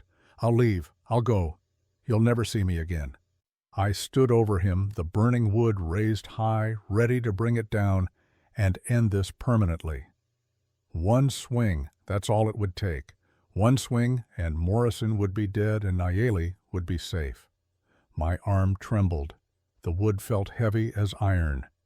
I thought about Thomas dying in my arms because I had been too slow. I thought about Caroline and Samuel dying alone because I had been drunk and useless. I thought about all the people Morrison had hurt, all the lives he had ruined. One swing. But then I thought about what Nayeli had said to me days ago. If I kill him like this, I'm no different than he is. I lowered the burning wood. "Get up," I said. "Get on your horse and ride. Take your men and go. If I ever see you in Montana Territory again, I won't hesitate next time." Morrison stared at me like I had grown a second head. Then, moving slowly, testing to see if I was serious, he climbed to his feet. He stumbled toward where his men were gathered, nursing their wounds, their will to fight broken. "We're leaving," Morrison said to them, his voice thick with blood and defeat. They mounted up without argument. Within minutes they were riding away, disappearing into the darkness beyond the firelight. I stood there watching them go, my whole body shaking from adrenaline and exhaustion. The barn was still burning flames reaching toward the sky, but it was far enough from the cabin that it wouldn't spread. The cabin was safe. Nayeli was safe. I turned and saw her standing in the doorway, rifle still in her hands, illuminated by the fire. She was crying, tears streaming down her face, but she was smiling too. I walked to her on legs that felt like they might give out any second. When I reached her, she dropped the rifle and pulled me into her arms, holding me so tight I could barely breathe. "You let him go," she said, her voice full of wonder. "You could have killed him, but you let him go." "I'm not a killer," I said. "Not unless I have to be." She pulled back just enough to look at my face. "You are a good man. Best man." I cupped her face in my hands and kissed her, tasting salt from her tears and copper from my split lip. When we pulled apart, I said, "Let's get married." She blinked, surprised. "What? Marry me? Tomorrow? Today? As soon as we can. I don't want to waste any more time. I want you to be my wife." Fresh tears spilled down her cheeks, but she was smiling wider than I had ever seen. Yes, yes, I marry you. We stood there holding each other while the barn burned down to ashes behind us, and I felt something I thought I would never feel again. Hope, real solid hope for the future. But hope, I was learning, was a fragile thing. 3 days after Morrison fled, Sheriff Hayes rode out to the ranch again. This time, his face was grim in a way that made my stomach drop. "Jake," he said, dismounting slowly, "we got a problem." Nayeli emerged from the cabin, sensing trouble. She stood beside me, her hand finding mine instinctively. Hayes pulled a folded telegram from his pocket. "Morrison sent this to Fort Billings before he left town. Claimed you were harboring a fugitive Apache woman who murdered 2 white men in cold blood. Claims she's dangerous and should be arrested." The words hit me like a physical blow. "That's a lie. She was defending herself." "I know that," Hayes said. "You know that. But the Army doesn't know that. Captain Reynolds is bringing a detachment. They'll be here in a week to investigate. If they decide Morrison's claims have merit, they'll take Nayeli. And they'll probably arrest you too for aiding a fugitive." Nayeli's hand tightened on mine. I could feel her trembling, not from fear, but from the knowledge that after everything, it still might not be enough. "What do we do?" I asked, my voice rough. Hayes looked between us. "We fight. But this time with the law, not guns. I've been doing some digging since you first brought Nayeli to town.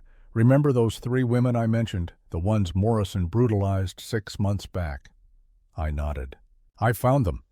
They're living in a settlement near Fort Apache. They're willing to come testify about what Morrison did to them. Doc Miller's willing to testify about Nayeli's wounds being defensive, not offensive. And I'm willing to testify that Morrison's a known criminal with a history of violence." "Will that be enough?" Nayeli asked quietly. Hayes met her eyes. "It'll have to be, because if it's not, they'll take you in chains, and there won't be anything any of us can do to stop them." The next week was the longest of my life. We worked frantically to prepare our defense. Hayes rode out to bring back the 3 women Morrison had kidnapped. Their names were Maria Ruth and Little Dove. Each of them carried scars, physical and otherwise, from their time in Morrison's captivity. When they arrived at the ranch, they embraced Nayeli like a sister, all of them crying, all of them sharing the bond of survival. Doc Miller came with his medical records and his testimony. Even a few townspeople, ones who had watched us work honestly and seen Nayeli's character, agreed to speak on our behalf. But I couldn't shake the fear that it wouldn't be enough. The Army had already decided Apache were the enemy. Would they listen to reason? Would they see Nayeli as a person or just another hostile to be dealt with? On the 7th day they came. Captain Reynolds rode at the head of 20 soldiers, their blue uniforms bright against the Montana landscape. They were armed and ready, treating this like a military operation rather than an investigation. Reynolds was a hard-looking man in his 40s with steel-gray hair and eyes that had seen too much war. He dismounted and approached with the bearing of someone who expected to be obeyed without question. "Mr. Thornhill," he said, his voice clipped and formal, "I'm here to take custody of the Apache woman known as Nayeli, wanted for the murder of 2 white men." "She's not wanted for anything," I said, keeping my voice steady despite the rage building in my chest. "She's innocent, and I have proof." Reynolds raised an eyebrow. "Proof, witnesses," Sheriff Hayes said, stepping forward. "Testimony, medical evidence, everything you need to see that Morrison lied." Reynolds considered this. "Very well, I'll hear your evidence, but understand if I'm not satisfied the woman comes with me." We gathered everyone in the yard.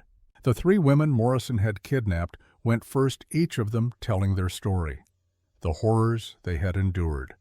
How Morrison and his men had stolen them from their families, beaten them, planned to sell them to mining camps as slaves. Maria showed the scars on her back from whippings.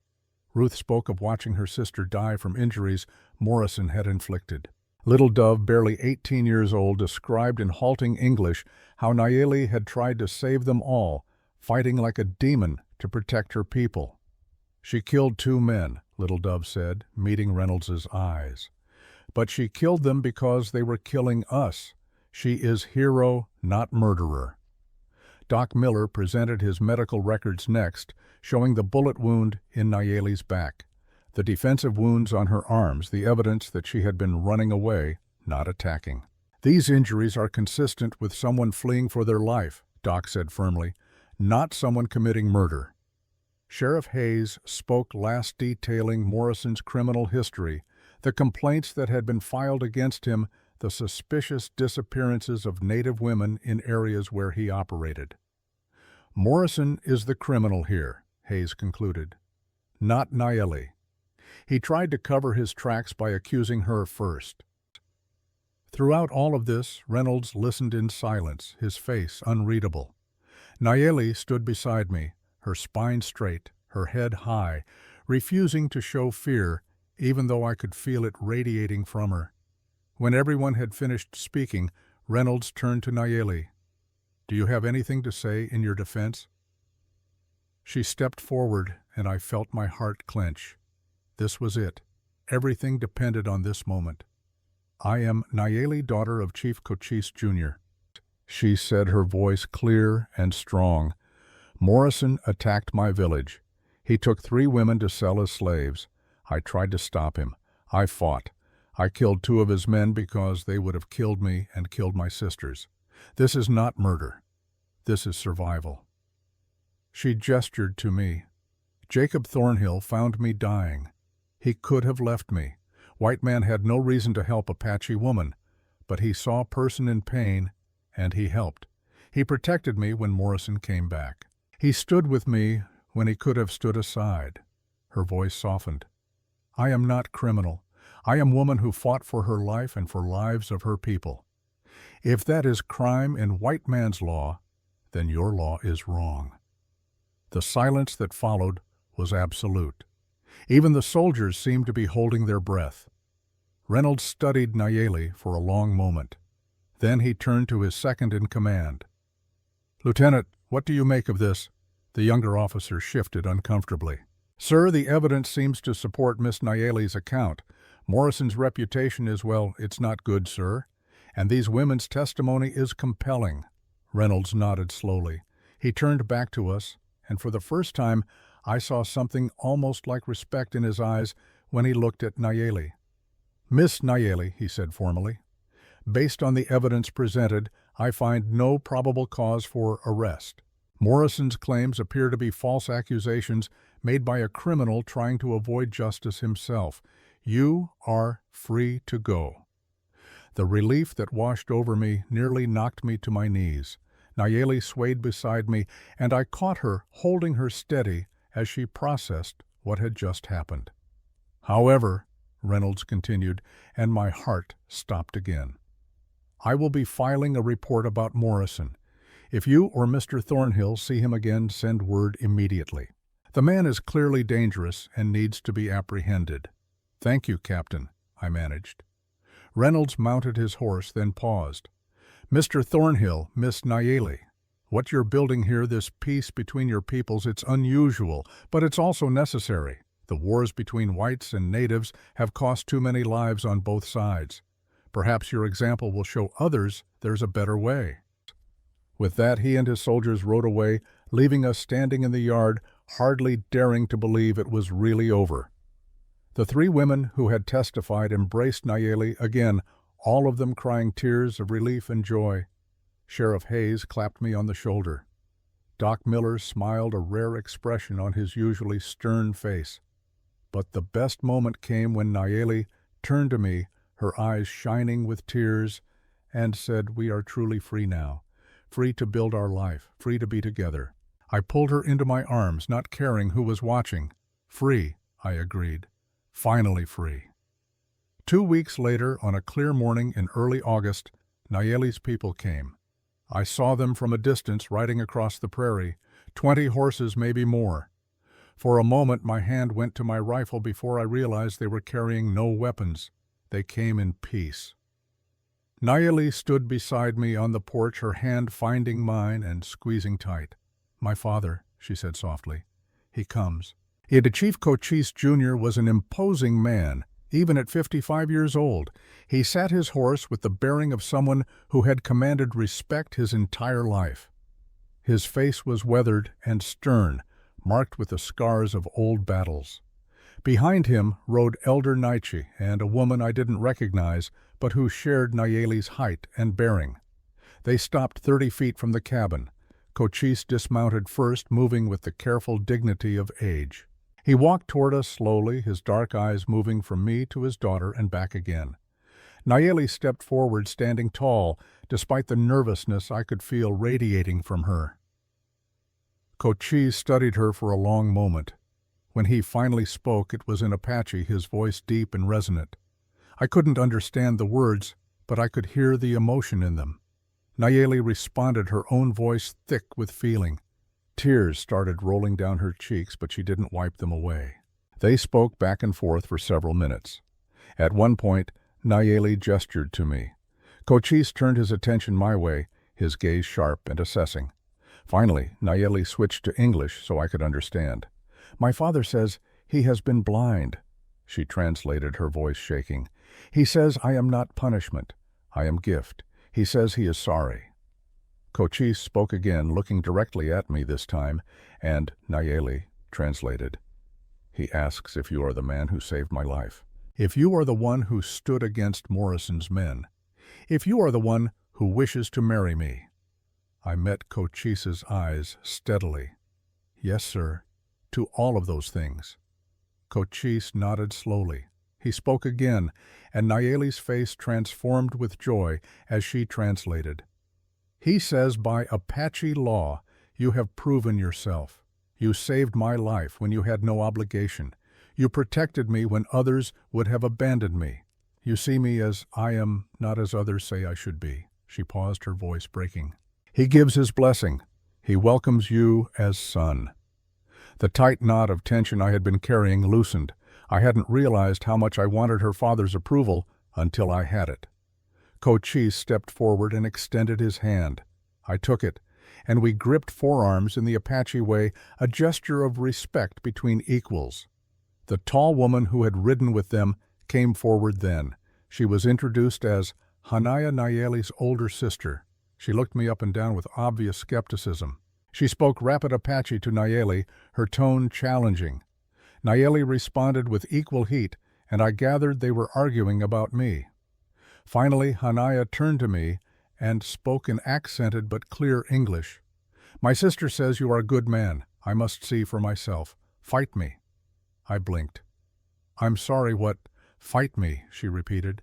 "Show me you are strong enough to stand beside my sister. Show me you are warrior." Nayeli started to protest, but Cochise raised a hand, silencing her. He nodded at me, indicating this was something that needed to happen. I looked at Hania. She was nearly as tall as Nayeli, muscled and scarred from years of fighting. This wasn't going to be easy. "Hand to hand," Hania said. "First to yield loses." I nodded, handing my gun belt to Nayeli. Hanaya removed her own weapons. We faced each other in the open space in front of the cabin while the rest of the Apache formed a circle around us. She moved first fast, as a striking snake. Her fist came at my face, and I barely blocked it. The impact jarred my arm all the way to the shoulder. She was strong, very strong. I countered with a quick jab to her midsection. She absorbed it without flinching and swept my legs out from under me. I hit the ground hard, dust flying up around me. Hanaya stood over me. "Get up." I got up. We circled each other. She attacked again, a flurry of punches and kicks that I defended against more through instinct than skill. She was better trained than me, faster, stronger. But I had one advantage. I had spent 3 years working myself to exhaustion every single day. I could take punishment. I could keep going long after my body said to quit. I let her hit me, absorbing the blows, waiting for an opening. When it came, when she overextended on a kick, I moved inside her guard and took her down with a wrestling throw my father had taught me.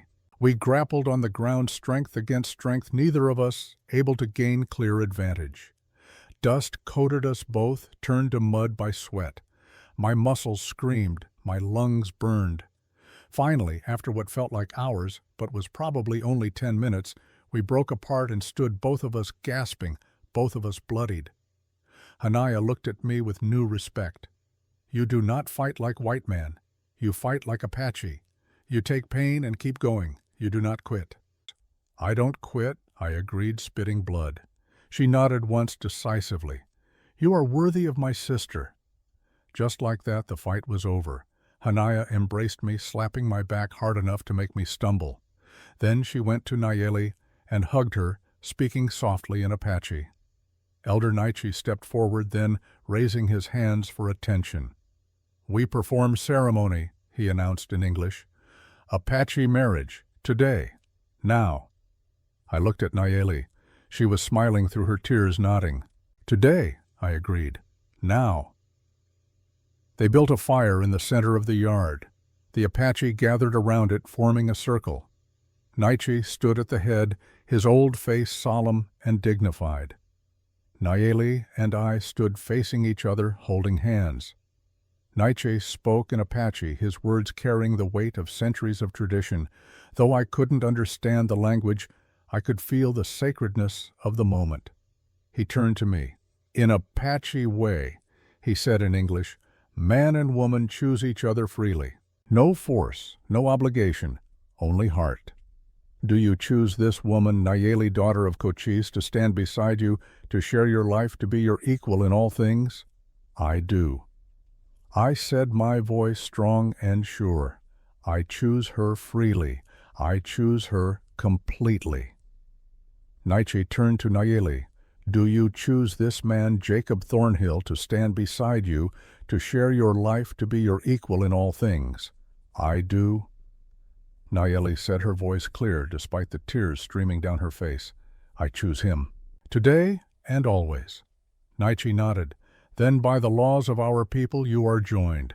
What the Great Spirit has brought together, let no man separate. He held out 2 items. To me, he gave a necklace made of bone and beads, a symbol of protection. To Nayeli, he gave a ring, simple silver, that caught the firelight. Exchange gifts, Naichi instructed. Nayeli placed the necklace over my head. Her hands trembled as she settled it against my chest. I took the ring and slid it onto her finger. It was too small for most of her fingers, but it fit perfectly on her smallest one, and that seemed right somehow. Sealed with kiss, Naichi said. I pulled Nayeli down to me, and we kissed while the Apache cheered and ululated, the sound carrying across the prairie like music. When we pulled apart, I saw Chief Cochise watching us with an expression that might have been approval or might have been something deeper. Pride, perhaps, or relief that his daughter had finally found happiness. The celebration lasted well into the night. The Apache had brought food, dried meat, and corn, and berries. Someone produced a drum, and there was dancing around the fire. Nayeli tried to teach me the steps, laughing when I stumbled, patient when I stepped on her feet. As the fire burned low and people began to settle, Cochise approached us one more time. He spoke in Apache to Nayeli, his voice low and serious. She listened intently, nodding. When he finished, she turned to me. My father says we are welcome to visit his people any time. He says our children will be raised knowing both worlds, white and Apache. He says this is good. Balance. Children, I said, the words settling over me like a benediction. After losing Samuel before he could draw breath, the idea of children seemed both terrifying and wonderful. Nayeli must have seen something in my face because she took my hand. You are afraid, terrified, I admitted. But I want it anyway, with you. She smiled and pulled me close. We will be good parents. We will not make mistakes of our fathers. We will love our children and tell them they are perfect as they are. Yeah, I agreed. We will. As the stars wheeled overhead and the fire crumbled to embers, we sat together, husband and wife, surrounded by family and friends. For the first time in 3 years, I felt like I belonged somewhere, like I had purpose beyond just existing. The Apache left the next morning riding back toward their territory with promises to return for the birth of our first child. Cochise embraced Nayeli one last time, speaking words that made her cry again, but happily this time. Anaya gave me one more hard look, then surprised me by hugging me. "You break her heart. I break your neck," she whispered in my ear. "Understood," I replied. Then they were gone, dust rising from their horses' hooves, leaving Nayeli and me alone on our land, our life, our future. Nayeli turned to me, this giant woman who had been rejected 37 times before finding me, and she smiled. "What do we do now?" she asked. I looked at the cabin that needed repairs, the barn that needed rebuilding, the fences that needed mending. I thought about the winter ahead, the hard work that would be required to make this ranch prosper.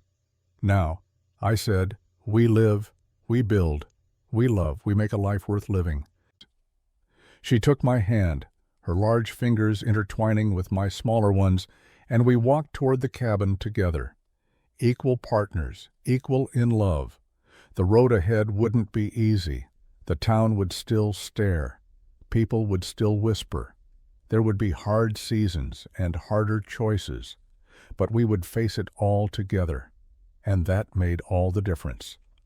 3 months later, on a crisp November morning, Nayeli came to me with news that changed everything again. "I am with child," she said simply. I stared at her, the words taking a moment to penetrate. Then joy exploded through me, pure and bright and terrifying. "Are you sure?" I managed. "I am sure," she said, placing her hand on her still flat stomach. "Doc Miller confirmed it yesterday when we were in town." I pulled her into my arms, holding her as carefully as if she were made of glass, even though I knew she was stronger than I would ever be. "We're going to be parents," I said, the reality of it finally sinking in. "We are going to be parents," she agreed. "You are ready." I thought about Samuel, the son I never got to meet. I thought about all the ways I had failed before, but I also thought about how I had changed, how Nayeli had changed me, how love had pulled me back from the edge of destruction and given me reason to be better. "I'm ready," I said. "We're going to do this right." And we did. The pregnancy was not easy. Nayeli's size made everything more complicated. Doc Miller watched her closely, visiting the ranch every 2 weeks to check on her progress. The town's attitude had softened somewhat after our marriage curiosity, replacing some of the hostility. As winter settled in and Nayeli's belly grew, we prepared. I built a cradle from ash wood carved with careful hands. Nayeli sewed baby clothes, her large fingers surprisingly deft with needle and thread. In April of 1888, as spring rain fell soft on the roof, Nayeli went into labor. The labor lasted 14 hours. Pain that would have broken a lesser woman, but Nayeli bore it with the same strength she bore everything else. Gritting her teeth, gripping my hands until I thought my bones would crack. Doc Miller stayed the entire time, monitoring, encouraging, ready to intervene if needed. But it wasn't needed. At sunrise on April 17th, Nayeli delivered our first child, a daughter. When Doc Miller placed her in my arms, I wept. This tiny, perfect thing, with her mother's dark hair and my light eyes, weighing barely 8 pounds but alive. So beautifully alive. "She's perfect," I whispered. "She is." Nayeli agreed, exhausted, but smiling. "What do we name her?" I asked. Nayeli thought for a moment. "Elu," she said. "It means beautiful and full in Apache. She is both." "Elu," I repeated, testing the name. "Elu Thornhill." Our daughter opened her eyes and looked at me, and in that moment I fell completely in love all over again. 2 hours later, Nayeli delivered our second child, a son, twins. We were having twins and nobody had known. Doc Miller caught the boy, who came out screaming with vigor that promised a strong life ahead. When I held him, this second miracle, I knew what his name had to be. "Thomas," I said.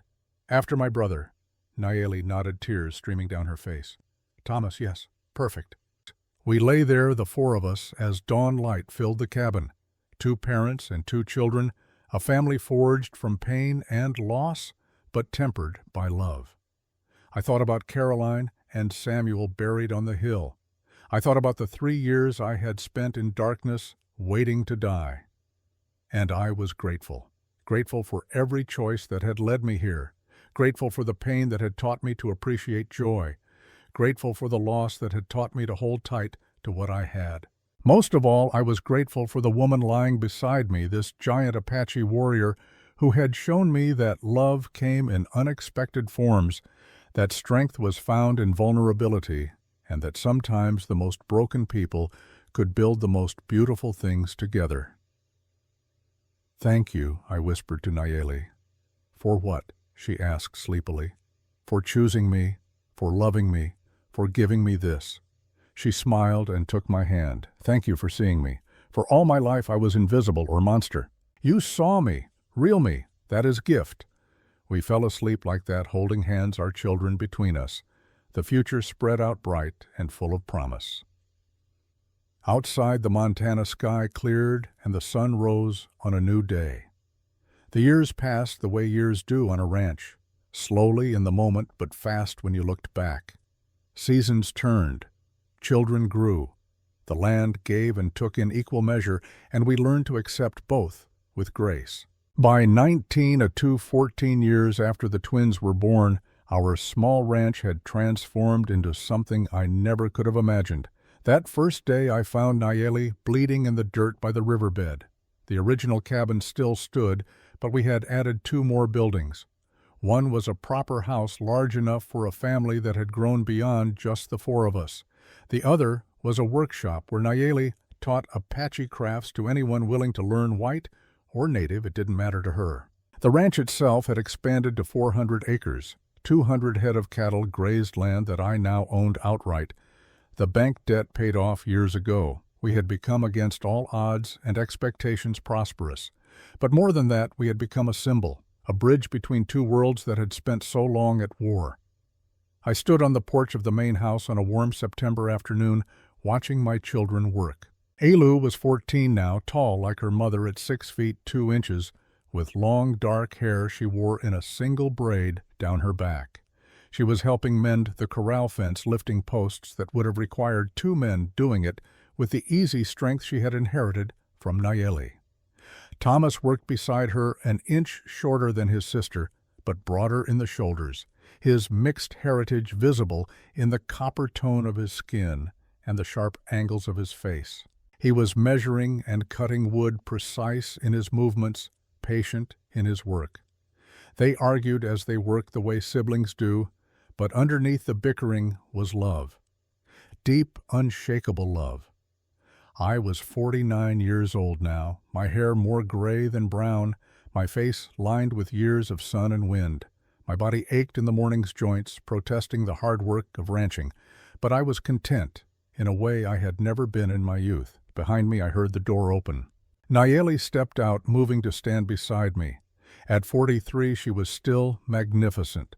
Her hair, now streaked with silver at the temples, was still thick and long. Her body, marked by the passage of time and the bearing of children, was still strong. She had never grown smaller or softer. She remained exactly what she had always been, a giant, a warrior, a force of nature. She slipped her hand into mine, a gesture so familiar after all these years that I barely registered it, yet it still brought me comfort every single time. "What are you thinking about?" she asked. "Everything," I said. "Nothing. How we got here." She smiled that smile that still made my heart skip after 14 years of marriage. Long journey, I agreed. The sound of hoofbeats drew our attention. A single rider was approaching from town. As he got closer, I recognized Sheriff Hayes, older now, moving a little stiffly in the saddle, but still wearing his badge. He dismounted at the porch, tipping his hat to both of us. "Jake, Nayeli? Hope I'm not interrupting." "Never an interruption, Sheriff," I said. "What brings you out this way?" Hayes pulled an envelope from his jacket. "Got a letter for you. Come all the way from Washington. Figured it must be important." I took the envelope, studying the official seal. Nayeli leaned closer, curious. "What is it?" she asked. I opened it carefully, unfolding the thick paper inside. As I read, my eyes widened. "It's from the Bureau of Indian Affairs," I said slowly. "They want us to come to Washington, to speak to Congress about relations between settlers and native peoples. They say our ranch, our family, represents a model of peaceful coexistence. They want to hear our story." Hayes nodded. "Word's gotten around about what you two built here. How you got Apache and white folks working together, living together, respecting each other. Government's finally figuring out maybe violence ain't the only answer." Nayeli looked at me, uncertainty in her eyes. "What do you think?" I thought about it. The journey would be long, difficult. We would have to leave the ranch for weeks, maybe months.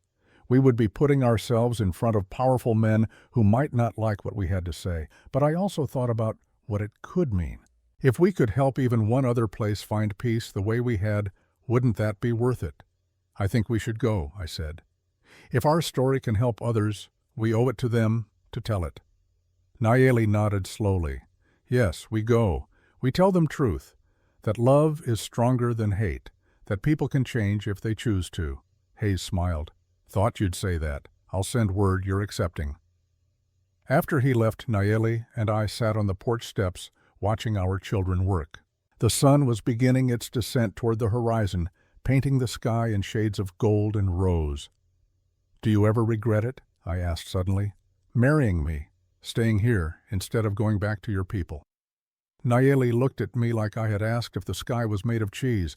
"Regret? How could I regret you gave me life? Real life. Not just breathing and eating. Life with purpose, with love, with family." She gestured to Elu and Thomas.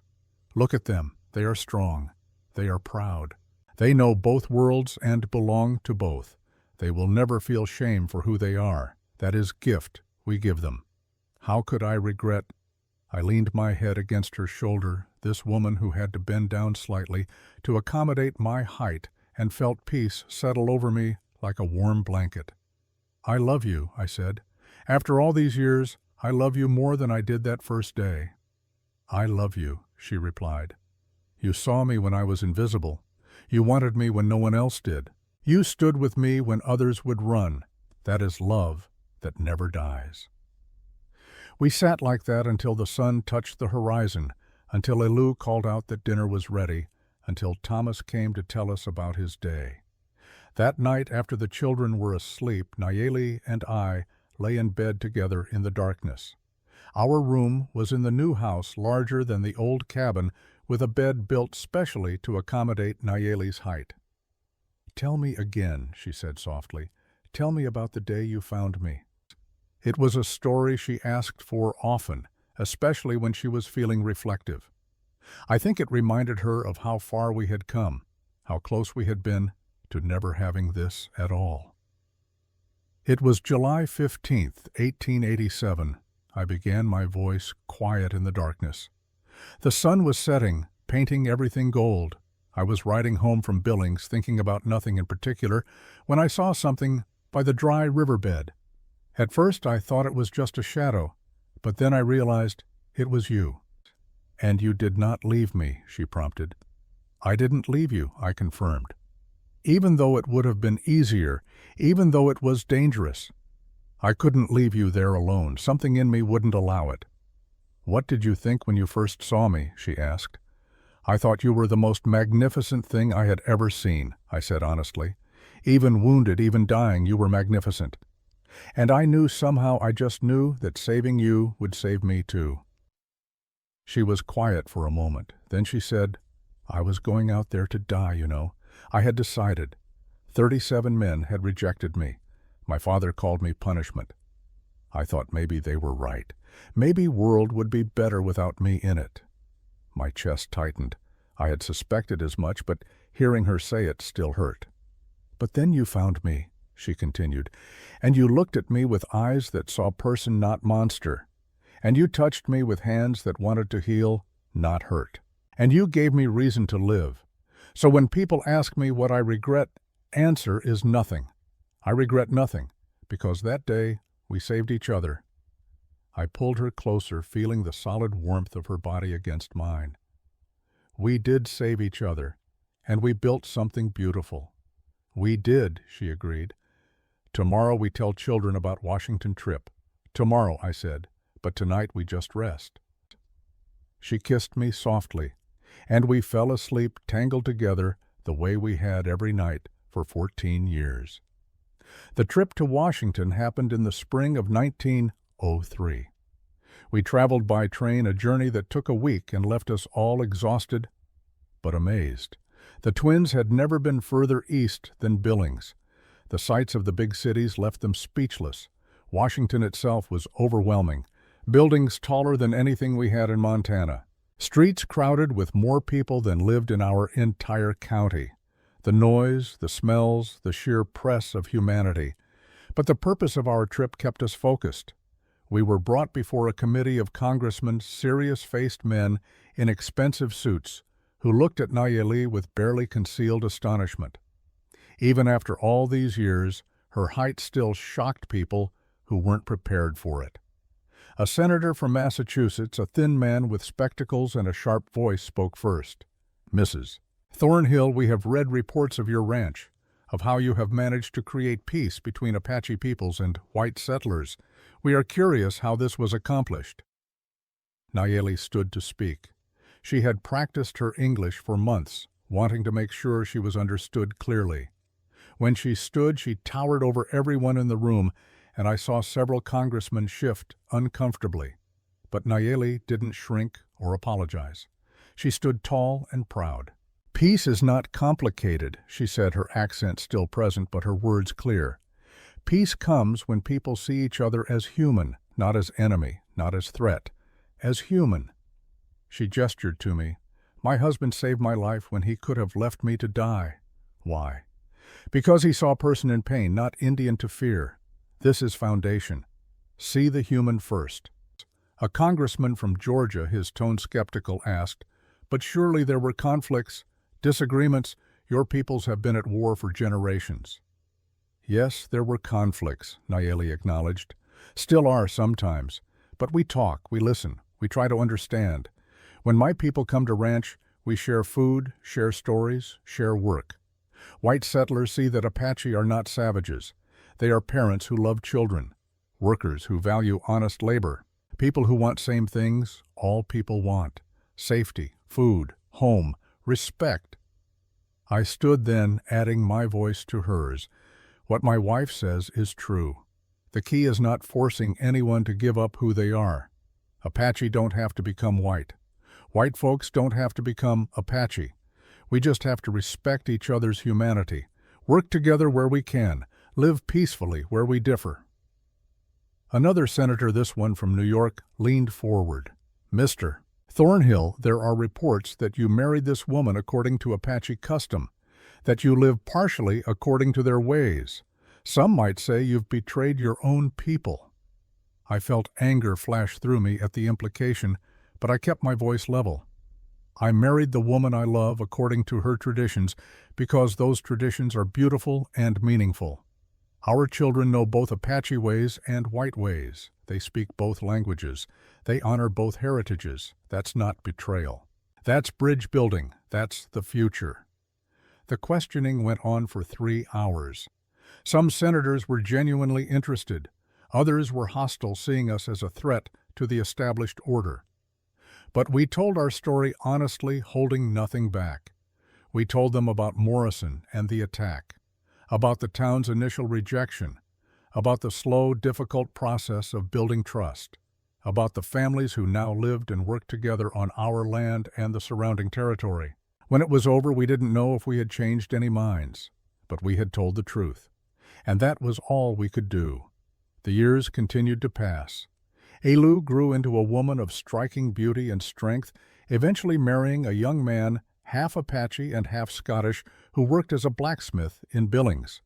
They gave us 4 grandchildren, the tallest of whom would eventually reach 6 feet 5 inches. Thomas became a lawman, following in Sheriff Hayes's footsteps. He married a white woman from town, a teacher named Sarah, who loved him for exactly who he was. They had 3 children, each of them carrying forward the legacy of 2 worlds united. The ranch continued to prosper. More families, both Apache and white, came to work the land. We built a school where children of all backgrounds learned together. We built a church that welcomed everyone, regardless of how they chose to pray. By 1920, our little corner of Montana had become known throughout the territory as a place where peace was possible, where difference was celebrated rather than feared, where people were judged by their character, not their blood. I was 67 years old by then, my body finally giving in to the decades of hard work.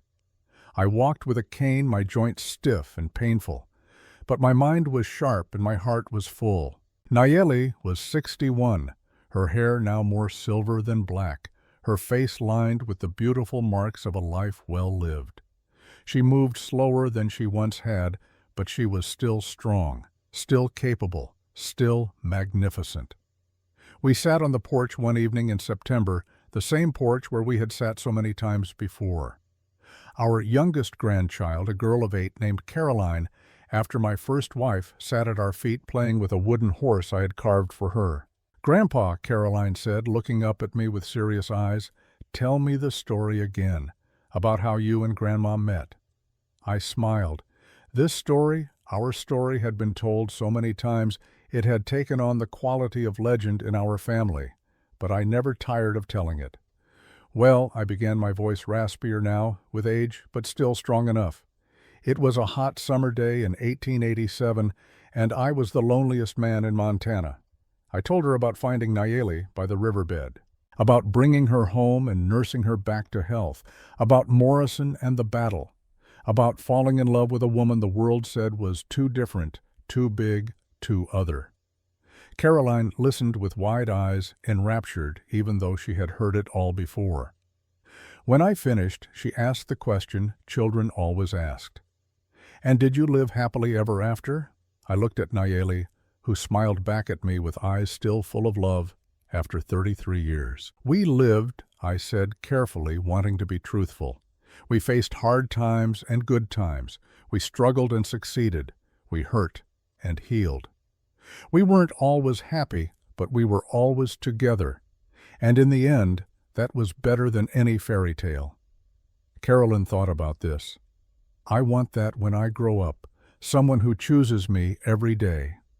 "Then find someone who sees you," Nayeli said, reaching down to stroke the child's hair. "Not what you look like, not what others say about you. Someone who sees real you and loves that person. That is secret." The sun set as we sat there, 3 generations bound by love and choice. Caroline eventually ran off to play, her laughter echoing across the yard. Nayeli took my hand, her large fingers intertwining with my gnarled ones. "Do you remember what you said to me that first night?" she asked. "When I was so afraid, I said you were safe," I replied, "that nobody would hurt you. You kept that promise," she said softly. "For 33 years you kept it. Through everything you made me feel safe, protected, loved. That is greatest gift anyone ever gave me." I raised her hand to my lips and kissed it gently. "You gave me back my life. Before you, I was just existing. You taught me how to live again, how to love again, how to hope again. If anyone gave a gift, it was you." We sat in comfortable silence as darkness fell and stars began to appear overhead. The same stars that had watched over us that first night when I brought her home, broken and bleeding. The same stars that had witnessed every moment of joy and struggle since. "Jacob," Nayeli said quietly, "I am glad you found me that day." "So am I," said. "So am I." 5 years later, in 1925, I died peacefully in my sleep at the age of 72. Nayeli held my hand as I slipped away, and the last thing I saw was her face, still beautiful to me after 38 years of marriage. She lived 3 more years without me, surrounded by children and grandchildren and great-grandchildren.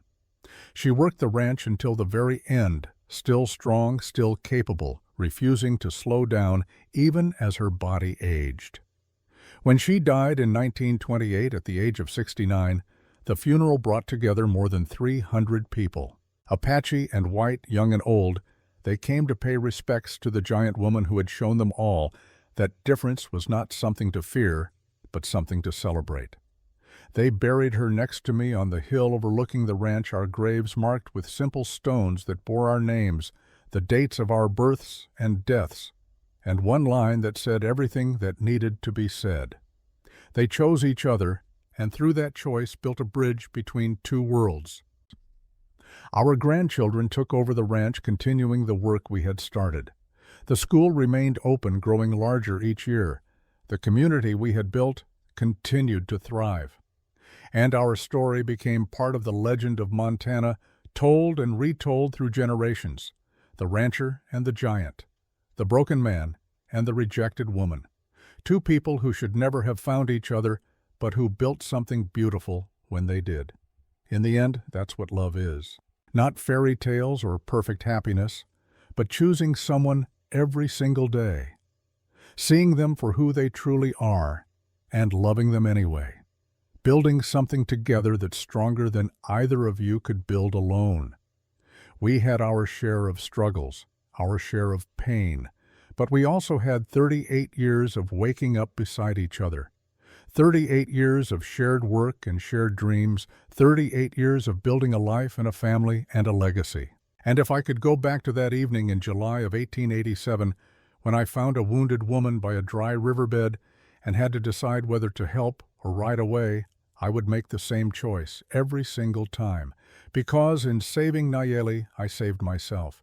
And in loving each other completely, we created something that outlasted both of us. Love, family, home, legacy. That's our story, the rancher and his giant. Two broken people who proved that sometimes the most unlikely loves create the most beautiful lives. And our descendants living in Montana to this day carry that truth forward, that everyone deserves to be seen, to be loved, to be chosen. No matter how different they are, no matter what the world says about them, no matter how many times they've been rejected before, everyone deserves their chance at love. That's what we learned. That's what we taught. That's what we leave behind. The end.